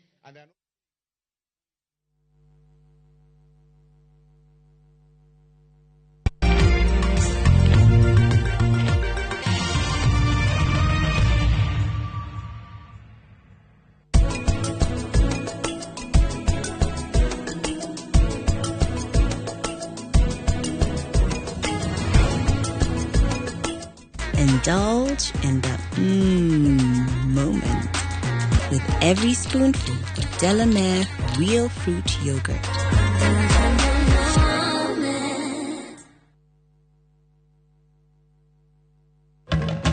Experience Dubai in a View Travel. Enjoy a half-day city tour, Dubai Creek Harbour, Dubai Frame, Burj Khalifa, Dubai Mall, Fountain Show, Desert Safari with barbecue, Marina Dow Cruise dinner, and 4 nights accommodation, starting from $1,032 per person sharing with travel visa included. With View Travel, Dubai experience yako iko sorted. Book now, lipa pole pole. Visit viewtravel.com, call or WhatsApp 0703-254-254. View Travel. Dream. Explore. Discover.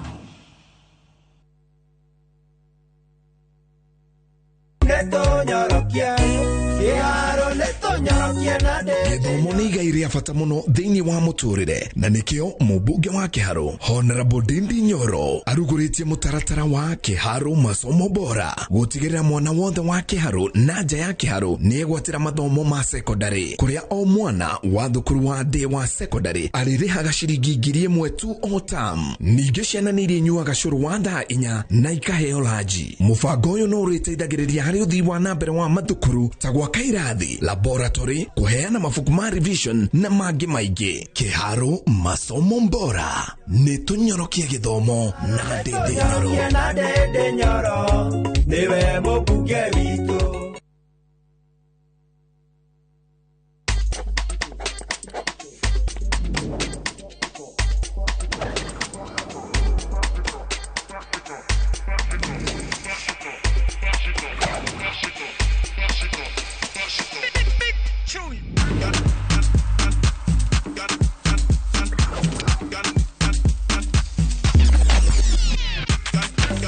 Mweke nĩ ũmwe wa gũcagũra mĩthemba nĩ ngũrani, ciothe nĩ big na ciothe nĩ cia mwanya na nĩ ciĩkũranĩire.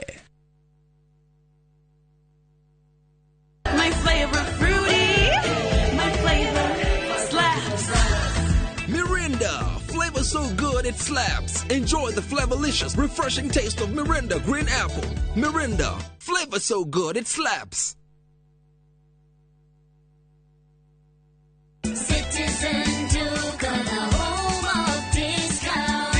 This Valentine's month, show your love with a special gift from Citizen Duca and Quickmart. Our Valentine's Day hamper is filled with thoughtful treats.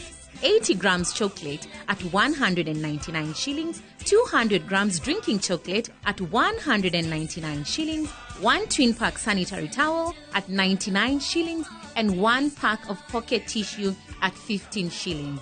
Simply dial *487*5#. Choose your Valentine package, pay, and pick up at your nearest Quickmart. Citizen Duca, your home of discounts. Duca, the home of discounts.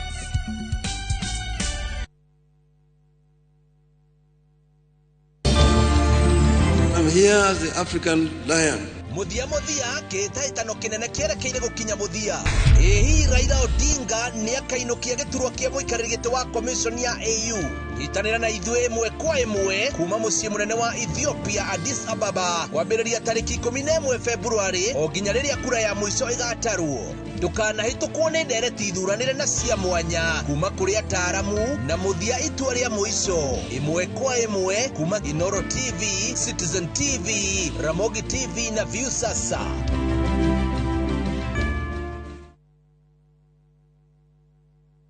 Kihatika mbunge nikasondeka watho wa gutetera aria othe mainyagirio ni wendo andu ndanakanira ijo ikaririta ngoro ciaga kuiguithania. Ũngĩenda rwĩmbo wendo ihera Toxic Clan rũtuĩke rũgathia nĩyo skiza tune thĩinĩ wa thimũ yaku nĩ ũndũ mũhũthũ.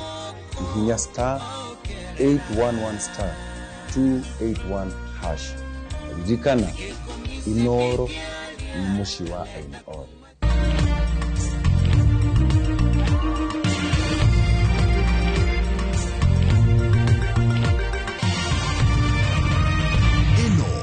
ceceni ya Inoro TV.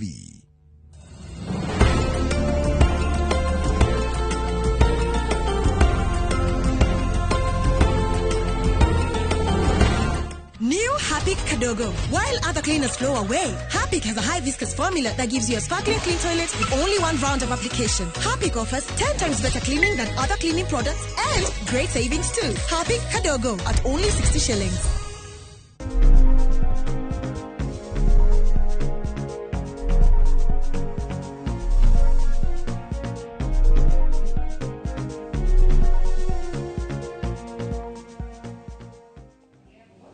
Geithika na tukwamukira na gitio kinene muno makiria muthenya wa umuthi. Thank you ni ndo agutwarana hamwe na ithu guikarania na ithu Tuesday no njega ndathime ya mweri 11 February 2025. Ithu studio twiharirie muno makiria nigetha tuguthomithia